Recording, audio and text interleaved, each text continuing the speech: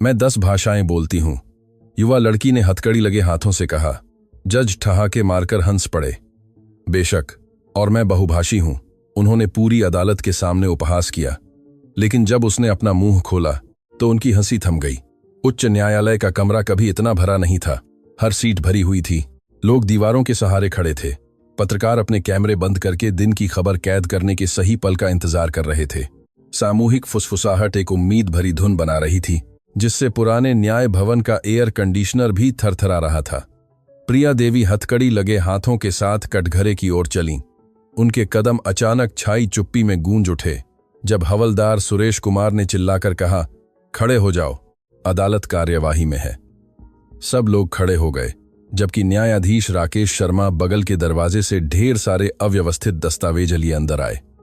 वह एक मजबूत कद काठी के आदमी थे, जिनके भूरे बाल पूरी तरह से पीछे की ओर कंघी किए हुए थे और उनके चेहरे पर एक ऐसी अभिव्यक्ति थी जिसे दूसरों के जीवन पर फैसले सुनाते हुए वर्षों ने गढ़ा था। ऊब, श्रेष्ठता और कभी कभी तिरस्कार का मिश्रण। बैठ जाइए, न्या, शर्मा ने आदेश दिया, अपने डेस्क पर दस्तावेजों को एक सूखी आवाज के साथ गिराते हुए, जिससे कई उपस्थित लोग चौंक गए। प्रिया 2 हवलदारों के बीच खड़ी रही। उनके बाईं ओर उनकी सरकारी वकील एडवोकेट शांति देवी थीं। शांति देवी एक अधेड़ उम्र की महिला थीं, जो बहुत अधिक मामलों और बहुत कम बजट का बोझ अपने कंधों पर ढो रही थीं। उनकी आंखों के नीचे गहरे घेरे थे और उनके हाथों में वह मुश्किल से परसेप्टेबल कंपन था, जो अत्यधिक कैफीन और नींद की कमी को दर्शाता था। Case number 47 2024। न्यायालय के क्लर्क ने घोषणा की। राज्य बनाम प्रिया देवी। आरोप, इलेक्ट्रॉनिक धोखाधड़ी, पहचान की चोरी और गंभीर धोखाधड़ी। फुसफुसाहट एक लहर की तरह कमरे में लौट आई। प्रिया ने सैकड़ों आंखों को अपनी पीठ पर गड़ते हुए महसूस किया, जो किसी भी सबूत के पेश होने से पहले ही उसे आंक रही थीं। वह यह भावना जानती थी, उसने इसे अपने पूरे जीवन महसूस किया था। सरकारी वकील आनंद वर्मा नाटकीय भाव भंगिमाओं के साथ खड़े हुए अपनी टाई को ऐसे ठीक कर रहे थे मानो वह किसी नाटक के प्रीमियर में एक अभिनेता हो। वह एक पतले व्यक्ति थे, तीखे नैन नक्श वाले, जो उस उच्च वर्ग के लहजे में बात करते थे जो किसी भी कमरे में तुरंत पदानुक्रम स्थापित कर देता था। महाराज, वर्मा ने एक गूंजती हुई आवाज में शुरू किया, हमारे सामने एक युवा महिला है जिसने इस अदालत ने देखी सबसे विस्तृत धोखाधड़ी में से एक को अंजाम दिया है। महीनों तक सुश्री देवी ने खुद को एक प्रमाणित अनुवादक के रूप में प्रस्तुत किया। बहुराष्ट्रीय कंपनियों, शैक्षणिक संस्थानों और यहां तक कि सरकारी निकायों को सेवाएं प्रदान की। उन्होंने जूरी के सामने धीरे धीरे चलते हुए एक नाटकीय विराम लिया। उन्होंने कथित तौर पर 10 अलग अलग भाषाओं में अनुवाद के लिए हजारों रुपये लिए। 10 महाराज, लेकिन सच्चाई यह है कि यह युवती मुश्किल से माध्यमिक शिक्षा पूरी कर पाई है और उसके पास कोई प्रमाणन, कोई डिग्री, कोई साख नहीं है जो उसकी कथित भाषाई क्षमता का समर्थन करे। वर्मा प्रिया की ओर मुड़े, एक मुस्कान के साथ जो दयालु दिखने का इरादा रखती थी, लेकिन जो तिरस्कार से भरी थी। हम समझते हैं कि आर्थिक आवश्यकता लोगों को गलत निर्णय लेने के लिए प्रेरित कर सकती है, लेकिन धोखाधड़ी धोखाधड़ी है, चाहे परिस्थितियां कुछ भी हों। प्रिया ने हथकड़ियों के अंदर अपनी मुट्ठियां कस लीं। अभियोजक का हर शब्द उसकी गरिमा पर हथौड़े की तरह पड़ रहा था। इसलिए नहीं कि वे सच थे, बल्कि इसलिए कि कोई भी उसका पक्ष सुनने में दिलचस्पी नहीं रखता था। न्या, शर्मा ऊब भरी अभिव्यक्ति के साथ दस्तावेजों को पलट रहे थे, जैसे कि यह उनकी अंतहीन न्यायिक जिम्मेदारियों की सूची में बस एक और मामला था। उन्होंने बिना मुंह ढके जम्हाई ली। आगे बढ़ने से पहले बचाव पक्ष कुछ कहना चाहता है, उन्होंने नीरस लहजे में पूछा, बिना कागजों से नजरें उठाए। शांति देवी ने अपना गला साफ किया। उनके हाथ कांप रहे थे, जबकि उन्होंने अपनी घिसी पिटी नोटपैड पकड़ी हुई थी। मेरी मुवक्किल अपनी बेगुनाही बनाए रखती हैं। लगाए गए आरोप गलतफहमी और उनके नियोक्ताओं के साथ संचार की कमी पर आधारित हैं। सुश्री देवी यह साबित करने को तैयार हैं कि उनके पास वे क्षमताएं हैं जिनके बारे में वह दावा करती हैं। साबित करें, न्या। शर्मा ने अंततः ऊपर देखा। उनकी भौहें उपहास भरी रुचि के साथ उठीं। और आप ठीक ठीक कैसे साबित करने की योजना बना रही हैं कि आप 10 भाषाएं बोलती हैं? क्या आप हमें हर भाषा में एक गाना गाकर सुनाएंगी? दर्शकों से कुछ घबराई हुई हंसी निकली। जज अपनी खुद की हास्य बोध से प्रसन्न होकर मुस्कुराए। महाराज, उचित सम्मान के साथ शांति देवी ने जारी रखने की कोशिश की, लेकिन न्या। शर्मा ने अपने हाथ के इशारे से उन्हें रोका। सुश्री देवी, मैंने इस मामले की समीक्षा की है। आपकी मुवक्किल 23 साल की हैं। वह एक गरीब बस्ती में पली बढ़ी हैं और रिकॉर्ड के अनुसार इस कथित अनुवाद व्यवसाय से पहले कार्यालयों की सफाई का काम करती थीं। उन्होंने सीधे प्रिया की ओर देखा। कोई उच्च अध्ययन का रिकॉर्ड नहीं है, कोई अंतर्राष्ट्रीय प्रमाणन नहीं है, कुछ भी ऐसा नहीं है जो यह सुझाए कि यह युवती 3 भाषाएं भी बोल सकती है। 10 तो दूर की बात है। तभी प्रिया ने अपना सिर उठाया। उनकी आंखें, जो पूरी सुनवाई के दौरान फर्श पर टिकी हुई थीं, सीधे जज की आंखों से मिली। उस नजर में आग थी। उस नजर में अपमान के वर्षों, कम आके जाने के वर्षों, अदृश्य होने के वर्षों का दर्द था। बोलने की अनुमति है महाराज, उन्होंने स्पष्ट और दृढ़ आवाज में कहा। न्या। शर्मा उन्हें देखकर आश्चर्यचकित थे। अधिकांश अभियुक्त प्रारंभिक सुनवाई के दौरान चुप रहते थे, अपने वकीलों को उनके लिए बोलने देते थे। लेकिन इस युवती के देखने के तरीके में कुछ ऐसा था जिसने उन्हें चिड़चिड़ाहट और जिज्ञासा का मिश्रण महसूस कराया। क्या आपके पास मामले में जोड़ने के लिए कुछ प्रासंगिक है? उन्होंने संदेहास्पद लहजे में पूछा। मैं 10 भाषाएं बोलती हूं। प्रिया ने हर शब्द को क्रिस्टल स्पष्टता के साथ उच्चारण किया। उनकी आवाज में जरा भी संदेह नहीं था। और मैं इसे यहीं अभी साबित कर सकती हूं, अगर महाराज मुझे अनुमति दें। जो चुप्पी छाई वह इतनी गहरी थी कि छत की फ्लोरोसेंट रोशनी की गूंज सुनाई दे रही थी। सभी उपस्थित लोग आगे की ओर झुक गए, मानो ब्रह्मांड ने खुद अपनी सांस रोक ली हो। और फिर न्यायाधीश राकेश शर्मा ने कुछ ऐसा किया जिसकी किसी को उम्मीद नहीं थी। उन्होंने अपना सिर पीछे की ओर झुकाया और एक ठहाका लगाया। यह एक शिष्ट या संयमित हंसी नहीं थी, यह एक जोरदार, लगभग उन्मत्त हंसी थी, जिससे उनकी भारी भरकम आकृति कटघरे की कुर्सी पर कांप उठी। यह अविश्वसनीय है, वह हंसते हुए चिल्लाए, अपनी आंखों से आंसू पोंछते हुए। अभियुक्त हमें अपनी अदालत में 10 भाषाएं बोलना चाहती है। अन्य हंसियां जज की हंसी में शामिल हो गईं। अभियोजक वर्मा चौड़ी मुस्कान के साथ सिर हिला रहे थे। अविश्वास में कुछ दर्शक खुले तौर पर हंस रहे थे, अन्य मजाकिया टिप्पणियां फुसफुसा रहे थे। सुश्री देवी। न्या। शर्मा अपनी हंसी को इतना नियंत्रित कर पाए कि बात कर सकें, हालांकि उनकी आवाज अभी भी मजाक से कांप रही थी। मैं आपकी रचनात्मकता की सराहना करता हूं, लेकिन यह एक अदालत है, कोई टेलीविजन प्रतिभा शो नहीं। हम अदालत का समय सर्कस के प्रदर्शन में बर्बाद नहीं करेंगे। क्या आपको न्याय एक सर्कस लगता है? प्रिया की आवाज हवा में चाकू की तरह कट गई। जज की हंसी तुरंत जम गई। उनकी आंखें सिकुड़ गईं और एक पल के लिए एक खतरनाक चुप्पी कमरे में भर गई। क्षमा करें, उनकी आवाज धमकी भरे लहजे में बदल गई। प्रिया एक कदम आगे बढ़ी, एडवोकेट शांति देवी द्वारा उसके हाथ पर दी गई चेतावनी को नजरअंदाज करते हुए पूरे सम्मान के साथ। महाराज, आपने मुझे सुने बिना मुझ पर हंसे हैं। आपने मुझे अपना बचाव पेश करने की अनुमति दिए बिना ही मुझे आंक लिया है। अगर यह सर्कस नहीं है तो मुझे नहीं पता कि क्या है। हवलदार कुमार एक कदम आगे बढ़े, स्थिति बिगड़ने पर हस्तक्षेप करने के लिए तैयार, लेकिन जज ने उन्हें रोकने के लिए हाथ उठाया। न्या। शर्मा आगे की ओर झुके, अपनी कोहनियों को डेस्क पर टिकाते हुए। आप में हिम्मत है सुश्री देवी, मैं यह स्वीकार करता हूं, लेकिन हिम्मत आपको आपके खिलाफ सबूतों से नहीं बचाएगी। सबूत झूठ बोलते हैं, प्रिया ने जवाब दिया।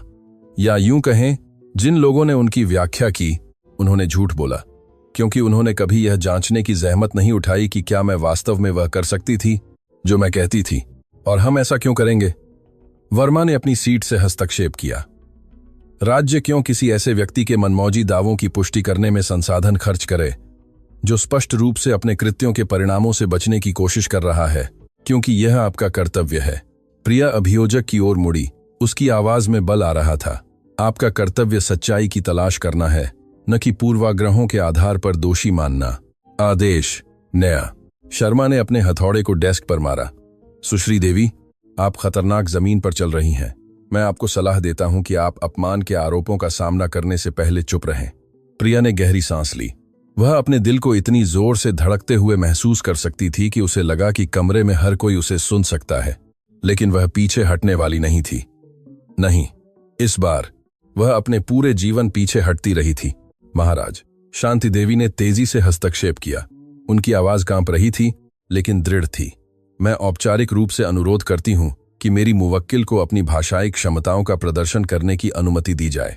यदि वह यह साबित कर सकती है कि वह उन भाषाओं को बोलती है जिनके बारे में वह दावा करती है, तो यह इस मामले की प्रकृति को मौलिक रूप से बदल देगा। न्या।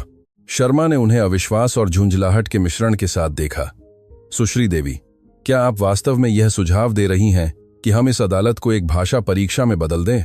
मैं यह सुझाव दे रही हूं कि हम अपनी मुवक्किल को खुद का ठीक से बचाव करने का अवसर दें। शांति देवी ने जवाब दिया, साहस का एक ऐसा भंडार ढूंढते हुए जिसके बारे में उन्हें पता नहीं था कि उनके पास था। क्या न्याय का यही मतलब नहीं है?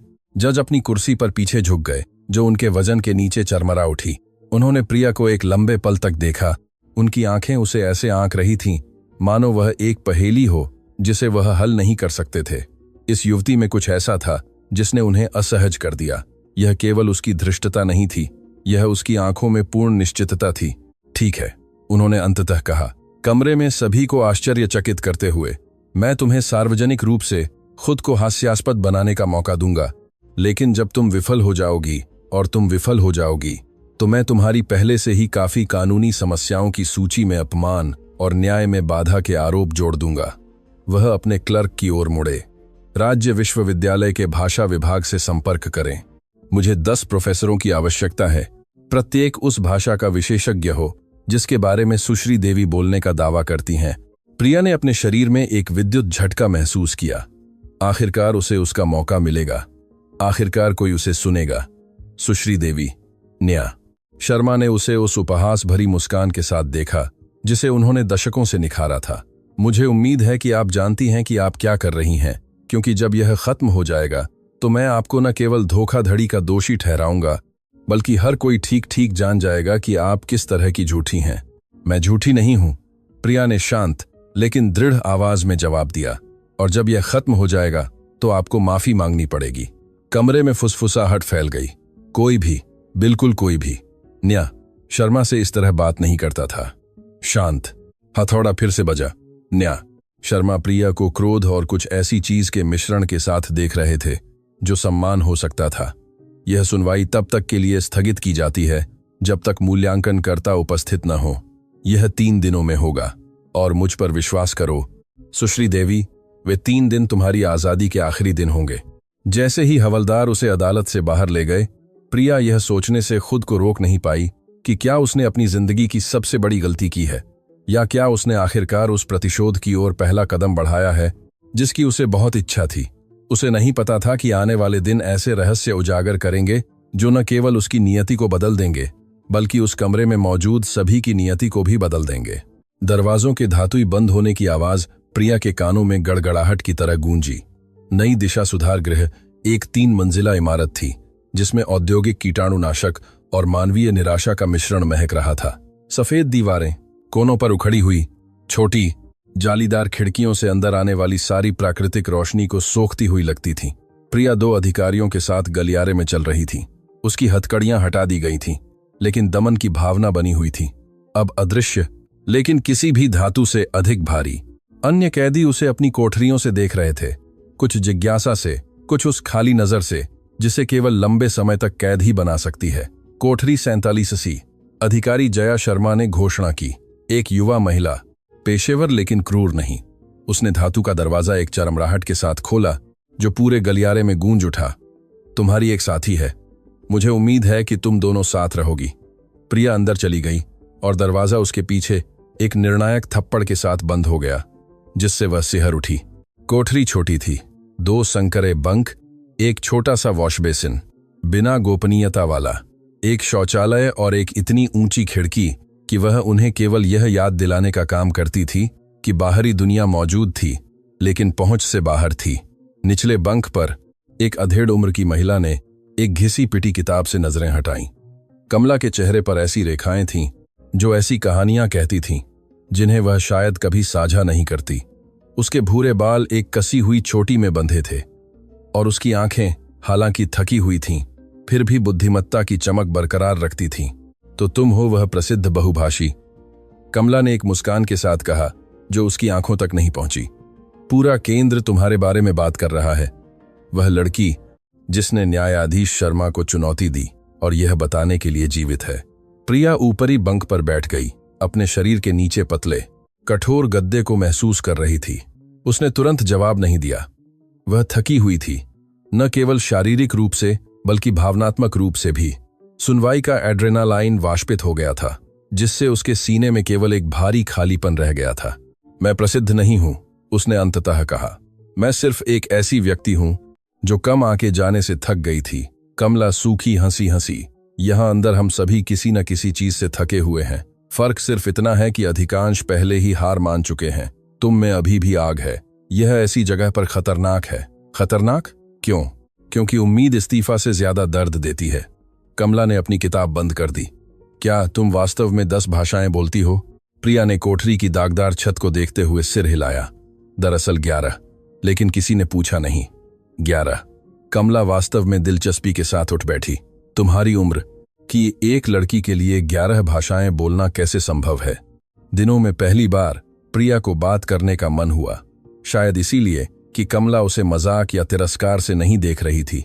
शायद इसीलिए कि उस छोटे क्लॉस्ट्रोफोबिक स्थान में वे दोनों केवल 2 इंसान थीं जो जीवित रहने की कोशिश कर रहे थे। मेरी दादी, प्रिया ने शुरू किया। उसकी आवाज याद के साथ नरम हो गई। दादी जानकी देवी। उन्होंने अपना पूरा जीवन राजनयिक परिवारों के लिए घरेलू कामगार के रूप में काम किया। जब भी एक परिवार जाता था, दूसरा आता था। जर्मन, फ्रांसीसी, चीनी, रूसी, अरबी। उन्होंने उन सभी भाषाओं के टुकड़े सीखे ताकि वे संवाद कर सकें, ताकि वे अपरिहार्य हो सकें। कमला चुपचाप सुनती रही और प्रिया ने जारी रखा। जब मेरे माता पिता एक बस दुर्घटना में मर गए तो मैं 5 साल की थी।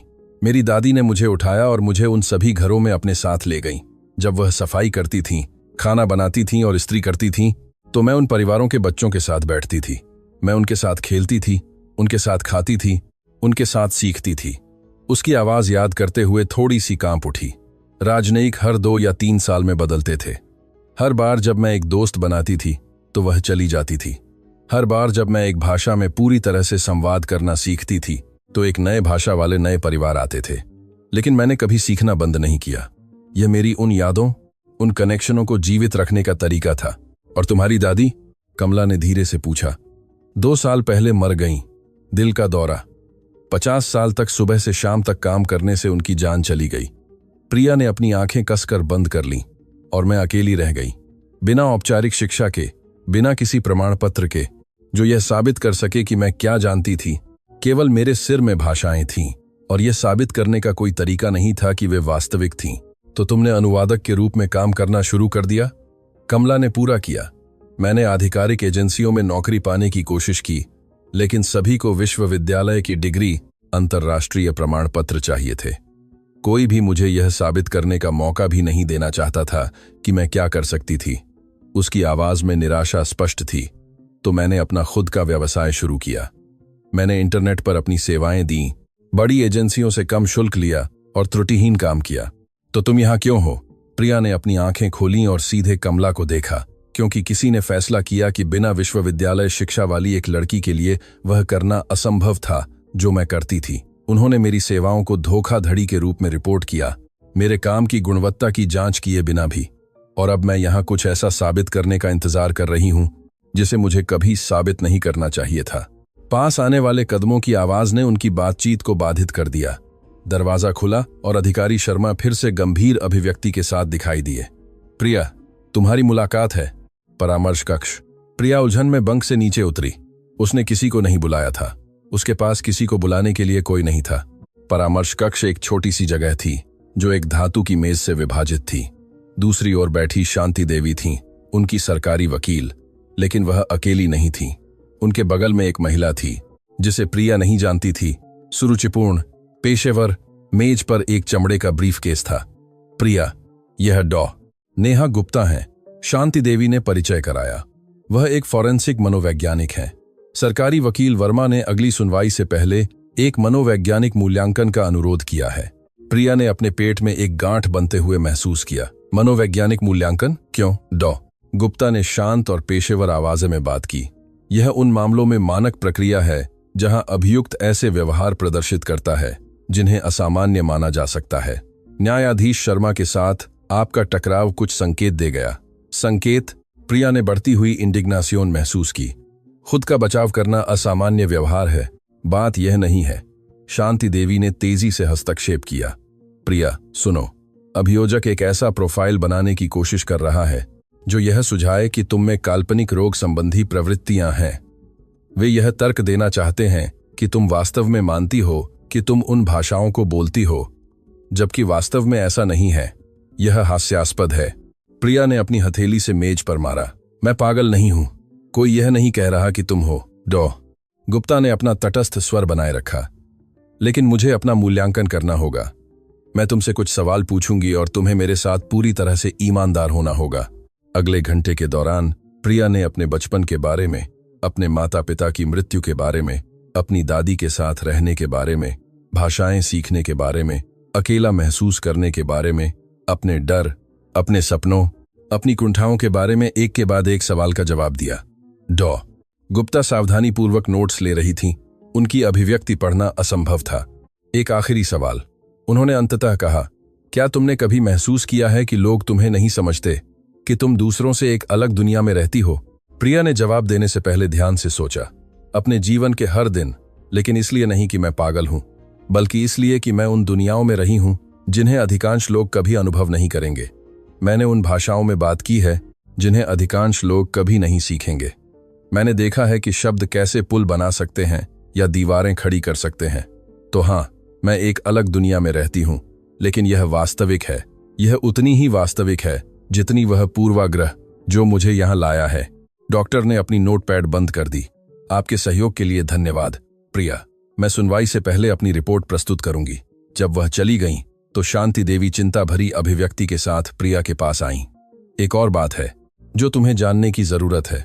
न्यायाधीश शर्मा ने राज्य विश्वविद्यालय से संपर्क किया, लेकिन केवल मूल्यांकनकर्ताओं को प्राप्त करने के लिए नहीं। आपका क्या मतलब है? उन्होंने तुम्हारी पृष्ठभूमि की ओर अधिक गहराई से जांच की। उन्हें कुछ मिला। शांति देवी ने अपने पर्स से कुछ दस्तावेज निकाले। सालों पहले, जब तुम 17 साल की थीं, तो तुमने इंटरनेशनल लैंग्वेज एकेडमी में छात्रवृत्ति के लिए आवेदन किया था, याद है? प्रिया ने धीरे धीरे सिर हिलाया। उन्होंने मुझे अस्वीकार कर दिया था। उन्होंने कहा था कि मेरा आवेदन अवास्तविक था, क्योंकि मैंने अपनी उम्र के लिए बहुत अधिक भाषाओं को बोलने का दावा किया था। ठीक वैसे ही। और नया शर्मा इसे इस सबूत के तौर पर इस्तेमाल कर रहे हैं कि तुम अपनी क्षमताओं के बारे में सालों से झूठ बोल रही हो। वह यह तर्क देते हैं कि यह धोखाधड़ी वाले व्यवहार का एक पैटर्न है। कमरा प्रिया के चारों ओर सिकुड़ता हुआ लगा। हर बार जब वह आगे बढ़ने की कोशिश करती, तो सिस्टम उसे पीछे धकेल देता। उसकी अपनी योग्यता साबित करने का हर प्रयास उसके खिलाफ एक और सबूत बन जाता। क्या कुछ और है? उसने जवाब से डरते हुए पूछा। शांति देवी जारी रखने से पहले झिझकीं। जो मूल्यांकनकर्ता आएंगे, न्या शर्मा ने विशेष रूप से सबसे सख्त प्रोफेसरों को बुलाया है, जो अपने अत्यंत कठोर होने के लिए जाने जाते हैं। वे तुम्हें एक उचित मौका देने नहीं आ रहे हैं प्रिया, वे तुम्हें तोड़ने आ रहे हैं। जो चुप्पी छाई वह भारी थी। प्रिया अपने ऊपर पूरे न्यायपालिका प्रणाली का बोझ महसूस कर सकती थी, जो उस उम्मीद की चिंगारी को कुचलने की कोशिश कर रही थी, जो अभी भी उसके सीने में जल रही थी। मेरे पास कितना समय है? उसने अंततः पूछा। 2 दिन और। सुनवाई परसों है, तो मुझे हर सेकंड का उपयोग करना होगा। प्रिया खड़ी हुई। उसका संकल्प सब कुछ के बावजूद नया हो गया था। शांति, मुझे कुछ चीजें चाहिए। किताबें, अध्ययन सामग्री, जितनी भी भाषाओं में तुम ढूंढ सको। अगर वे इसे मुश्किल बनाने वाले हैं, तो मैं अपने जीवन में पहले कभी नहीं की तरह तैयारी करूंगी। शांति देवी उसे प्रशंसा और उदासी के मिश्रण के साथ देखा। प्रिया, भले ही तुम उन भाषाओं को बोलना साबित कर दो, अभियोजक के पास अन्य आरोप हैं।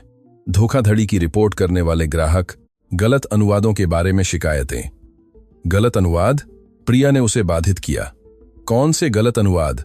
3 ग्राहक हैं जो दावा करते हैं कि तुम्हारे द्वारा किए गए अनुवादों में गंभीर त्रुटियां थीं, जिनसे उन्हें पैसे और प्रतिष्ठा का नुकसान हुआ। प्रिया को लगा जैसे किसी ने उसके पेट में मुक्का मारा हो। यह असंभव है। मैं हर अनुवाद को 3 बार जांचती थी। मैं बहुत सावधान थी। मैंने कभी भी गंभीर त्रुटियों वाला कुछ भी नहीं दिया होगा। क्या तुम्हारे पास उन अनुवादों की प्रतियां हैं? सभी मेरे कंप्यूटर में, लेकिन पुलिस ने उसे सबूत के तौर पर जब्त कर लिया है। शांति देवी ने एक नोट बनाया। मैं उन फाइलों तक पहुंच का अनुरोध करूंगी। यदि हम यह साबित कर सकते हैं कि अनुवाद सही थे, तो यह अभियोजक के आरोप का एक हिस्सा ध्वस्त कर देगा। जब प्रिया अपनी कोठरी में लौटी, तो कमला उत्सुकता भरी अभिव्यक्ति के साथ उसका इंतजार कर रही थी। बुरी खबरें और भी बदतर होती जा रही हैं। प्रिया अपने बंक पर गिर गई। मुझे न केवल प्रोफेसरों के सामने 10 भाषाएं बोलना साबित करना है, जिन्होंने पहले ही फैसला कर लिया है कि मैं झूठ बोल रही हूं। मुझे यह भी साबित करना है कि जो अनुवाद मैंने सही किए थे उनमें कोई त्रुटि नहीं है, और एक मनोवैज्ञानिक मूल्यांकन से अपना बचाव करना है जो शायद मुझे डिल्यूजनल बताएगा। कमला ने धीरे से सीटी बजाई। जब तुमने कहा था कि तुम में आग है तो मैं मजाक नहीं कर रही थी। लेकिन प्रिया, क्या तुम सच में इसे जारी रखना चाहती हो?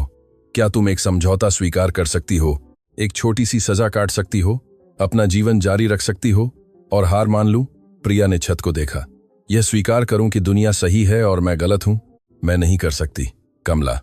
अगर मैं अभी हार मान लेती हूं तो मैं अपनी दादी को, इतने सालों के सीखने को, उन सभी लड़कियों को धोखा दूंगी जिनमें प्रतिभा है, लेकिन उसे साबित करने के लिए कोई दस्तावेज नहीं है। तो आराम करो। कमला ने कोठरी की बत्ती बुझा दी, क्योंकि 2 दिनों में तुम्हें अपनी हर एक ताकत की जरूरत पड़ेगी। अंधेरे में प्रिया ने अपनी आंखें बंद कर लीं, लेकिन सो नहीं पाई। उसका दिमाग हर उस भाषा में शब्दावली, व्याकरण, मुहावरों को दोहरा रहा था जिसे उसने सीखा था। लेकिन इससे भी बढ़कर वह उन सभी बार के बारे में सोच रही थी जब उसे कम आंका गया था, अनदेखा किया गया था, खारिज कर दिया गया था। दुनिया यह देखने वाली थी कि वह क्या करने में सक्षम थी। उसे बस उम्मीद थी कि यह पर्याप्त होगा। सुबह का तड़का नई दिशा सुधार गृह में उस भारी चुप्पी के साथ आया जो केवल उन जगहों पर मौजूद होती है जहां स्वतंत्रता एक दूर की याद होती है। प्रिया सोई नहीं थी। उसकी आंखें थकान से जल रही थीं, लेकिन उसका दिमाग अभी भी मंदारिन, अरबी, जर्मन, फ्रांसीसी में क्रियाओं के संयुग्मन, व्याकरणिक संरचनाओं, मुहावरों को संसाधित कर रहा था। कमला निचले बंक पर धीरे से खर्राटे ले रही थी। इतनी अनिश्चितता के बीच एक आरामदायक आवाज। प्रिया ने पूरी रात धीमी आवाज में शब्द फुसफुसाते हुए बिताई थी। हर भाषा नदियों की तरह बहती हुई उसकी स्मृति के सागर में मिल रही थी। पास आते कदमों की आवाज ने उसकी एकाग्रता को बाधित कर दिया। नाश्ते के लिए बहुत जल्दी थी। धातु का दरवाजा खुला और अधिकारी शर्मा गंभीर अभिव्यक्ति के साथ दिखाई दी। प्रिया, तुम्हारी मुलाकात है परामर्श कक्ष अभी। कमला हड़बड़ाकर जाग गई। इस समय भोर से पहले कौन किसी से मिलने आता है? प्रिया अपने बंक से नीचे उतरी। दिल तेजी से धड़कने लगा। वह खाली गलियारों से शर्मा के पीछे चली। उनके कदमों की गूंज युद्ध के ढोल की तरह गूंज रही थी। जब वे परामर्श कक्ष में पहुंचे तो प्रिया के चेहरे पर आश्चर्य स्पष्ट था। मेज के दूसरी ओर बैठा एक एशियाई मूल का व्यक्ति था जिसकी अभिव्यक्ति परेशान थी और उसकी गोद में एक व्यापारिक ब्रीफकेस था। उसने उसे तुरंत पहचान लिया। इंजीनियर राजेश मेहता। प्रिया ने अविश्वास में फुसफुसाया। राजेश मेहता अचानक खड़ा हो गया। उसके हाथ स्पष्ट रूप से कांप रहे थे। वह उन 3 ग्राहकों में से एक था जिन्होंने उसके अनुवादों को धोखाधड़ी के रूप में रिपोर्ट किया था। वह एक प्रौद्योगिकी कंपनी के लिए काम करता था जिसे चीन में विस्तार के लिए अंग्रेजी से मंदारिन में दस्तावेजों का अनुवाद कराना था। सुश्री देवी, मुझे आपसे बात करनी है। उसकी आवाज रुक रुक कर आ रही थी, जैसे कि हर शब्द उसे शारीरिक प्रयास से निकालना पड़ रहा हो। मेरे पास ज्यादा समय नहीं है। मेरे वकील को नहीं पता कि मैं यहां हूं। शर्मा ने दरवाजा बंद कर दिया, लेकिन अंदर ही रही। आधिकारिक तौर पर अनधिकृत मुलाकातों के लिए मानक प्रोटोकॉल। आप यहां क्या कर रहे हैं? प्रिया धीरे धीरे बैठ गई। इस सरियल स्थिति को संसाधित करने की कोशिश कर रही थी। मेहता ने अपने चेहरे पर हाथ फेरा और प्रिया ने उसकी गहरी आंखों के नीचे के घेरे, उसके कंधों पर तनाव देखा। मैं तुम्हें सच बताने आया हूं, वह सच जो मुझे शुरू से ही कहना चाहिए था। जो चुप्पी छाई वह इतनी घनी थी कि प्रिया अपने खुद के दिल की धड़कन सुन सकती थी। तुम्हारे अनुवाद एकदम सही थे। मेहता ने शब्दों को ऐसे बाहर निकाला मानो वह महीनों से अपनी सांस रोक रहा हो। मेरी कंपनी के लिए तुमने जितने भी दस्तावेजों का अनुवाद किया वे त्रुटिहीन थे, किसी भी पेशेवर एजेंसी से बेहतर जिसका हमने पहले कभी उपयोग किया था। बीजिंग में साझेदार तकनीकी सटीकता और सांस्कृतिक संवेदनशीलता से प्रभावित थे। प्रिया को लगा जैसे जमीन उसके पैरों के नीचे से खिसक रही हो। तो क्यों? क्योंकि मेरे बॉस, मुख्य कार्यकारी अधिकारी को पता चला कि मैंने तुम्हारी सेवाओं को तुम्हारी विश्वविद्यालय की साख की जांच किए बिना ही किराए पर लिया था। मेहता ने अपनी नजरें नीचे कीं। उसके चेहरे की हर रेखा पर शर्मिंदगी स्पष्ट थी। उन्होंने मुझे नौकरी से निकालने की धमकी दी। अगर मैंने यह उचित ठहराने का कोई तरीका नहीं ढूंढा कि मैंने एक गैर प्रमाणित अनुवादक पर कंपनी के फंड क्यों खर्च किए थे और उन्होंने अपनी नौकरी बचाने के लिए मेरे जीवन को नष्ट करने का फैसला किया। प्रिया ने अपने सीने में क्रोध और प्रतिशोध का मिश्रण बढ़ता हुआ महसूस किया। यह इतना आसान नहीं था। मेहता ने ऊपर देखा। उसकी आंखों में न बहे आंसुओं की चमक थी। लाला साहब राजेश मल्होत्रा, हमारी कंपनी के कॉरपोरेट वकील, ने सुझाव दिया कि हम अनुवादों को दोषपूर्ण के रूप में रिपोर्ट करें। उन्होंने कहा कि पैसे वापस पाने और कंपनी को किसी भी कानूनी जिम्मेदारी से बचाने का यही एकमात्र तरीका था। झूठ बोलने का सुझाव दिया। प्रिया की आवाज तेज हो गई। कॉरपोरेट हितों की रक्षा करने का सुझाव दिया। मेहता ने कड़वाहट से सुधारा। व्यावसायिक दुनिया में सुश्री देवी सच्चाई वित्तीय अस्तित्व के लिए गौण है, लेकिन मैं तब से सो नहीं पाया हूं जब से मैंने वह झूठा बयान दिया है। मेरी एक बेटी है तुम्हारी उम्र की। हर बार जब मैं उसे देखता हूं तो मैं तुम्हारी चेहरा खबरों में देखता हूं। किसी ऐसी चीज के लिए सार्वजनिक रूप से अपमानित किया जा रहा है जो उसने नहीं की। प्रिया ने गहरी सांस ली। उन भावनाओं को नियंत्रित करने की कोशिश कर रही थी जो उसे अभिभूत करने की धमकी दे रही थी। आप मुझे यह अब क्यों बता रहे हैं? सुनवाई से पहले क्यों नहीं?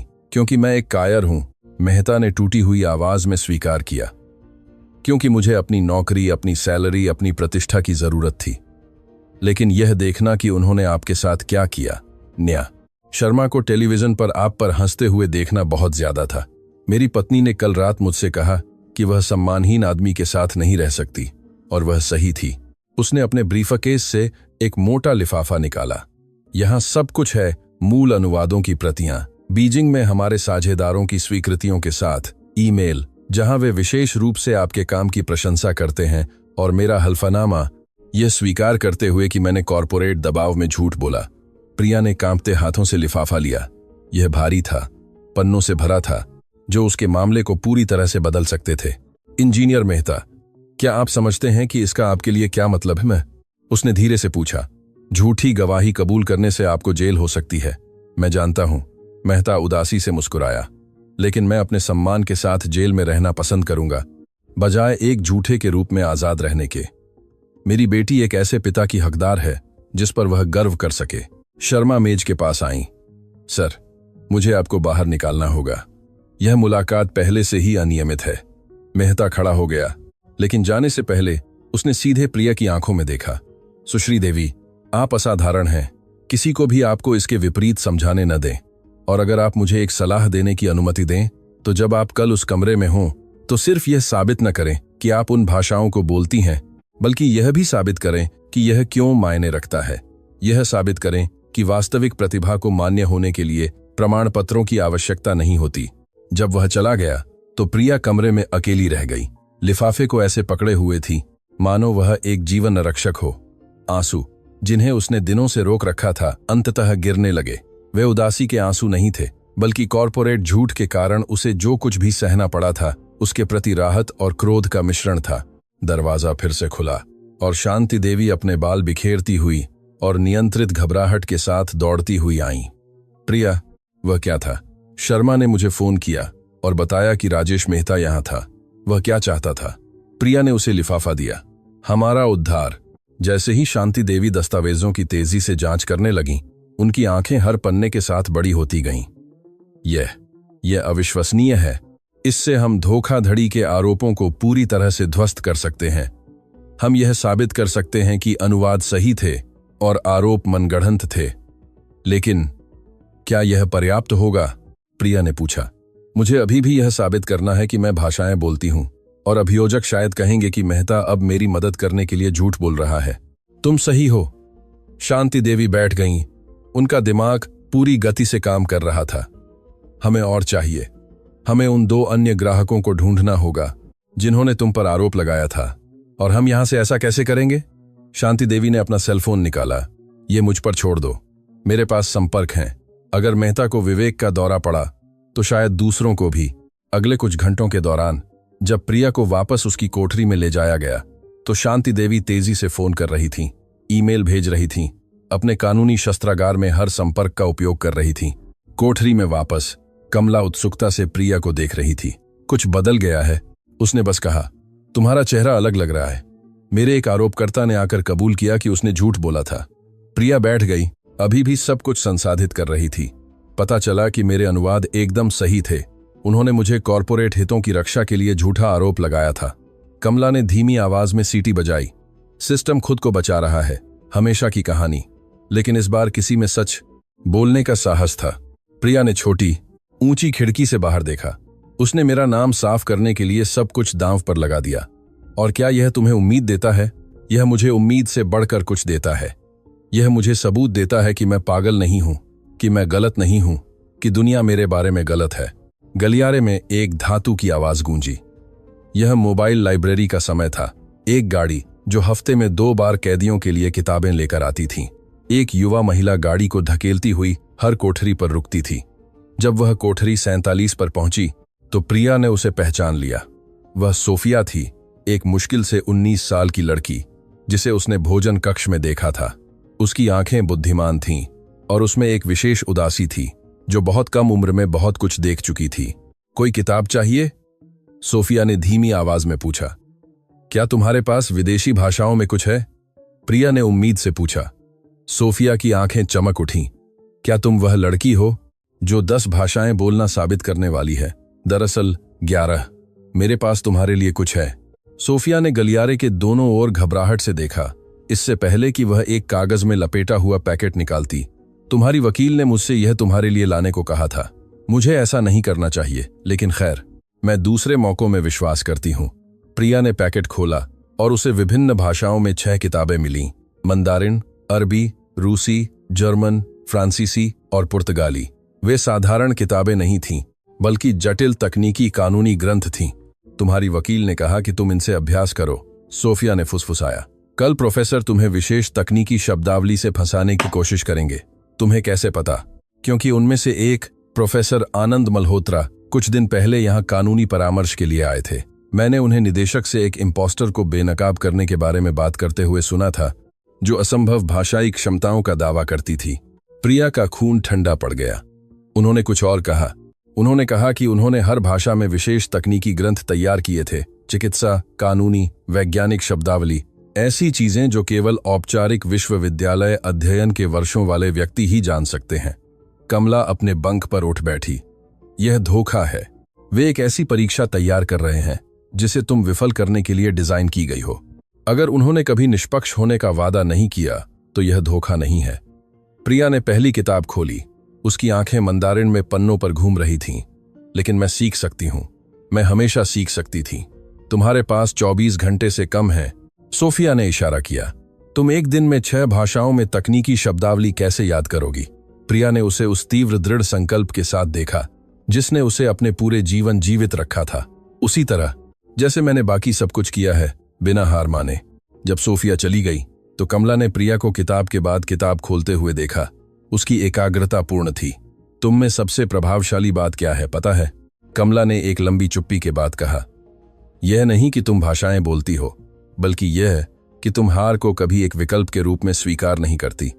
मेरी दादी कहती थी, दुनिया तुम्हें 1000 बार कहेगी कि तुम नहीं कर सकती, तुम्हें सिर्फ एक बार यह साबित करना होगा कि तुम कर सकती हो। प्रिया ने बाकी दिन और पूरी रात उन किताबों में डूबी रही।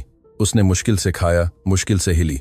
कमला उसे पानी लाती रही, उसे सांस लेने के लिए याद दिलाती रही। लेकिन प्रिया एक और दुनिया में थी, शब्दों, अर्थों, भाषाई संबंधों की दुनिया में। जब भोर की पहली रोशनी ऊंची खिड़की से छनने लगी तो प्रिया ने आखिरी किताब बंद की। उसकी आंखें लाल थीं, उसका शरीर थकान से कांप रहा था, लेकिन उसकी अभिव्यक्ति में कुछ अलग था। तैयार? कमला ने पूछा। तैयार, प्रिया ने जवाब दिया। शर्मा जल्दी आ गई। प्रिया, समय हो गया है, तुम्हारी वकील इंतजार कर रही है।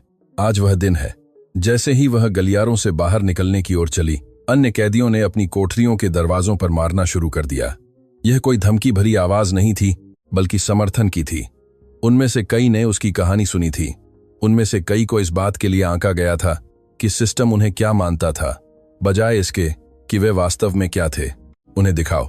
किसी ने चिल्लाया, उसे तुम्हें कुचलने मत दो। एक और आवाज शामिल हुई। प्रिया ने अपने शरीर में एक अजीब ऊर्जा दौड़ते हुए महसूस की। वह अकेली नहीं थी, वह कभी अकेली नहीं थी। धातु के दरवाजों के पीछे वे सभी गुमनाम चेहरे इस बात की याद दिला रहे थे कि उसके जैसे और भी लोग थे जो अपनी सच्चाई साबित करने का अवसर का इंतजार कर रहे थे। शांति देवी प्रोसेसिंग क्षेत्र में उसका इंतजार कर रही थी, कुछ अप्रत्याशित के साथ। एक सूटकेस। यह क्या है? प्रिया ने पूछा। तुम्हारा भविष्य, अगर सब ठीक रहा तो। शांति देवी ने सूटकेस खोला, जिससे एक पेशेवर पोशाक सामने आई। तुम उस कमरे में एक अभियुक्त के रूप में नहीं जाओगी, तुम एक पेशेवर के रूप में जाओगी, जो तुम हो। जैसे ही प्रिया कपड़े बदल रही थी, शांति देवी ने उसे ताज़ा खबरें दी। मैंने दूसरे ग्राहक को ढूंढ लिया है। वह गवाही देने को तैयार है कि उसका आरोप भी झूठा था। तीसरा अभी भी जवाब नहीं दे रहा है, लेकिन 3 में से 2 उचित संदेह पैदा करने के लिए पर्याप्त हैं। और मनोवैज्ञानिक मूल्यांकन, शांति देवी ने मुंह बनाया। डॉ. गुप्ता ने अपनी रिपोर्ट प्रस्तुत की है। यह मिश्रित है। यह नहीं कहती कि तुम पागल हो, लेकिन पूरी तरह से तुम्हारा बचाव भी नहीं करती। यह सुझाव देती है कि तुम में अपरंपरागत व्यक्तित्व है, जिसमें आत्मशिक्षित क्षमताओं में उच्च विश्वास है। यह सिर्फ यह कहने का एक सुरुचिपूर्ण तरीका है कि वे मुझ पर भरोसा नहीं करते, ठीक वैसे ही। इसलिए तुम्हें आज बिल्कुल सही होने की जरूरत है, सिर्फ अच्छी नहीं, बिल्कुल सही। परिवहन वाहन उन्हें अदालत ले गया। सुबह की रोशनी में इमारत अलग दिख रही थी, अधिक प्रभावशाली, अधिक डरावनी, एक रोमन अखाड़े की तरह, जहां ग्लेडिएटर अपने जीवन के लिए लड़ते थे। लेकिन प्रिया अब वह व्यक्ति नहीं थी जो दिनों पहले वहां गई थी।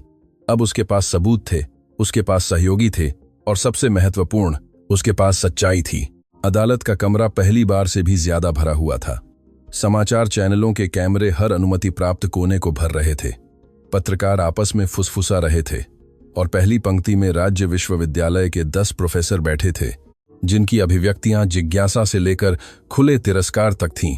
न्या शर्मा हमेशा की तरह उसी अहंकार के साथ अंदर आए, लेकिन जब उनकी नजर प्रिया से मिली तो उनकी आंखों में कुछ बदल गया। शायद वह पहचान गए थे कि यह वह आसान जीत नहीं होगी जिसकी उन्होंने उम्मीद की थी। चलो नाटक शुरू करते हैं, उन्होंने हथौड़ा मारते हुए फुसफुसाया। और इस तरह वह दिन शुरू हुआ जिसने सब कुछ बदल दिया। न्यायाधीश राकेश शर्मा का हथौड़ा भीड़ भाड़ वाले कमरे में एक गोली की तरह गूंजा। सामूहिक फुसफुसाहट तुरंत थम गई। उसकी जगह एक ऐसा तनाव छा गया जो इतना घना था कि हवा खुद ही प्रत्याशा में कांपती हुई लग रही थी।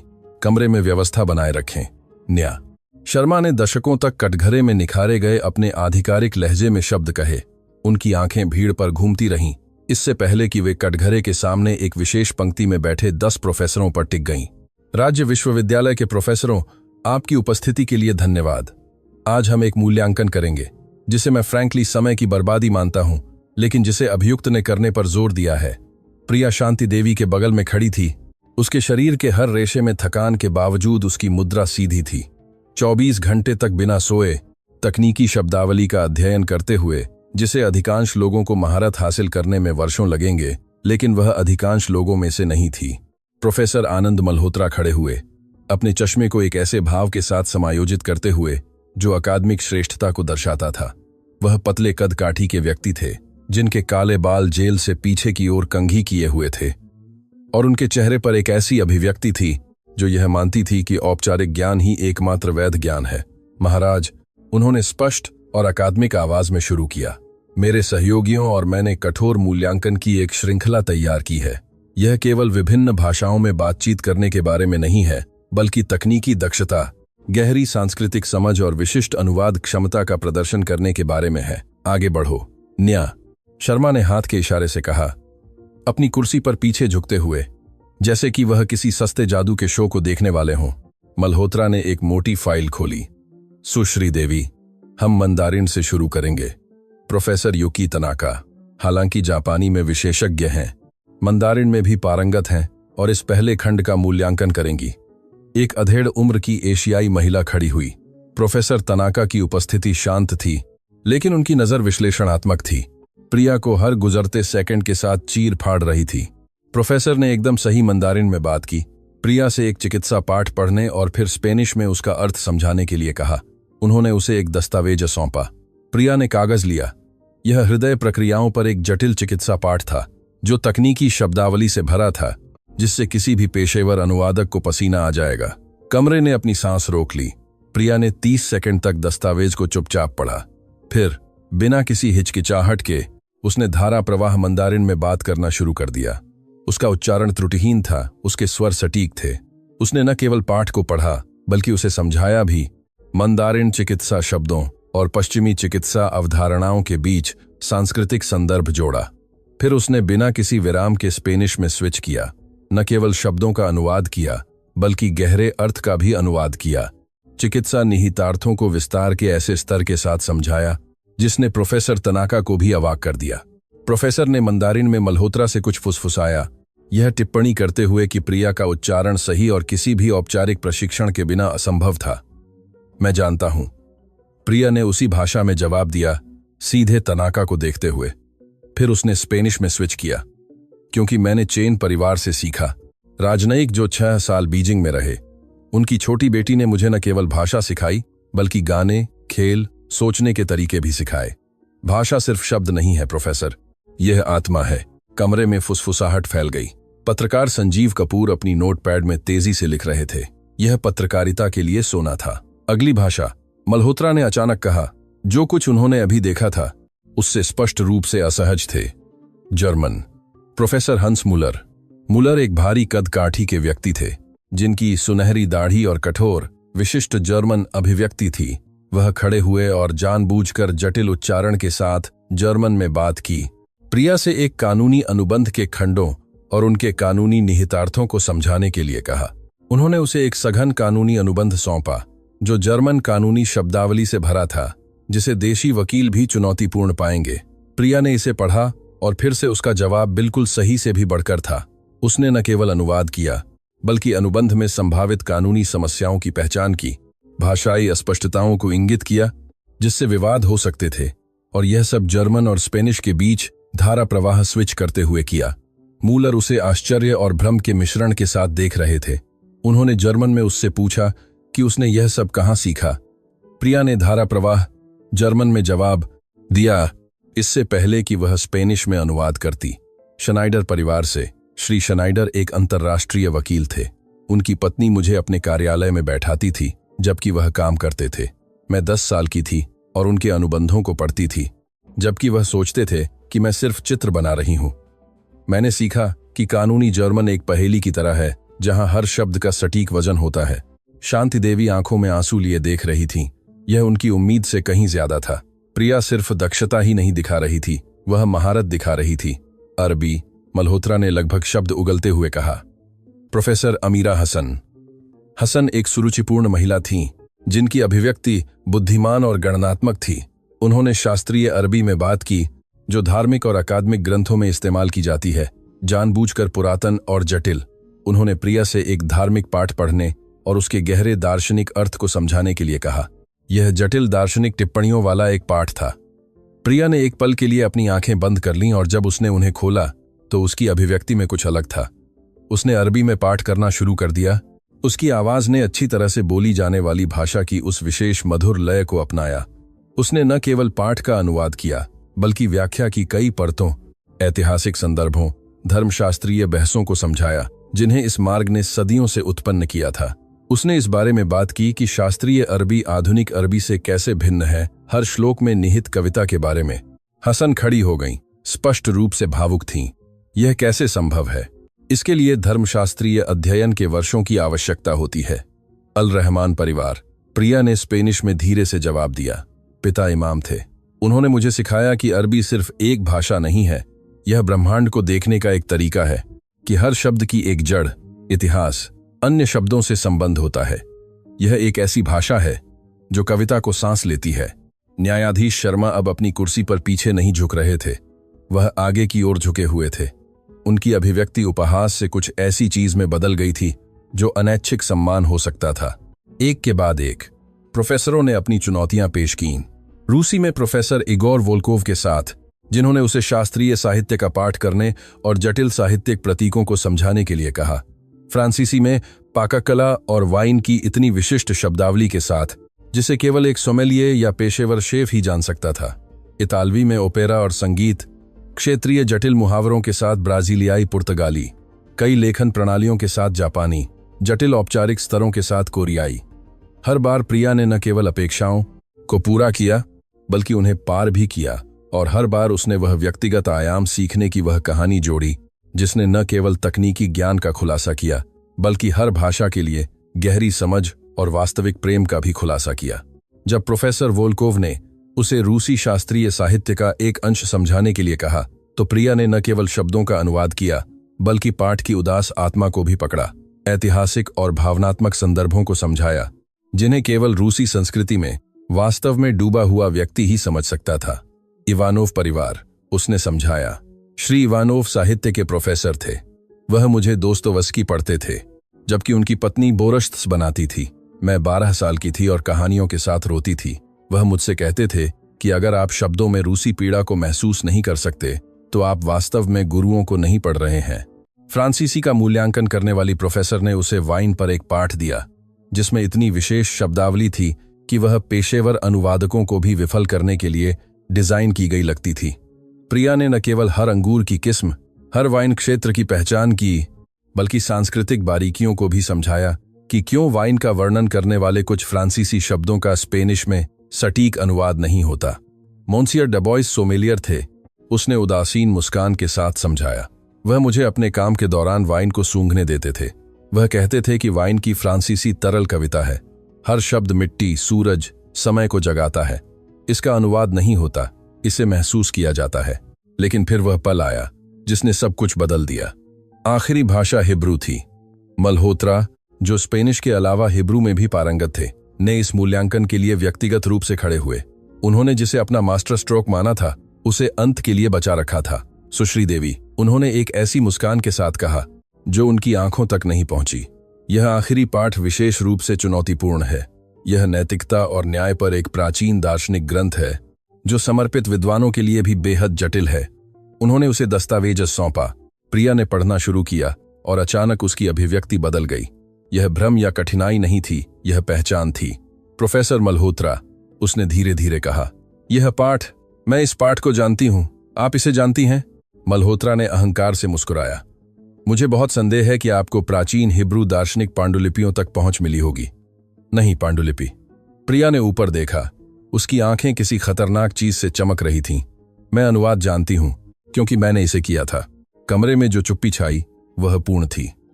यहां तक कि वेंटिलेशन सिस्टम ने भी शोर करना बंद कर दिया। क्षमा करें, मल्होत्रा ने पलकें झपकाईं।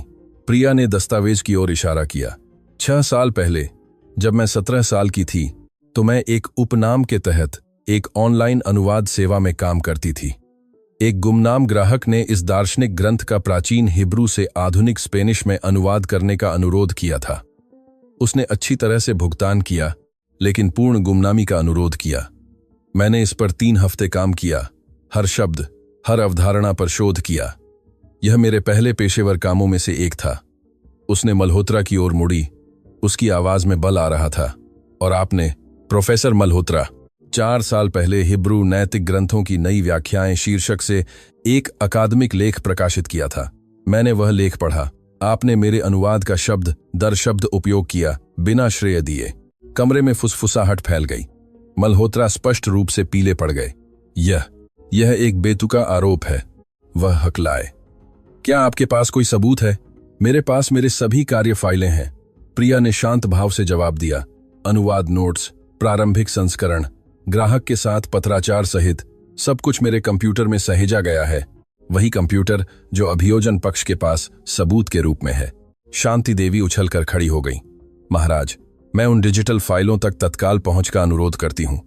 यदि मेरी मुवक्किल जो कहती है वह सच है तो यह न केवल उसकी क्षमता को साबित करता है बल्कि अकादमिक साहित्यिक चोरी का भी खुलासा करता है। सरकारी वकील वर्मा एक फंसे हुए जानवर की तरह लग रहे थे। महाराज, यह एक भटकाव है, यह मामले से संबंधित नहीं है। संबंधित नहीं? न्याय।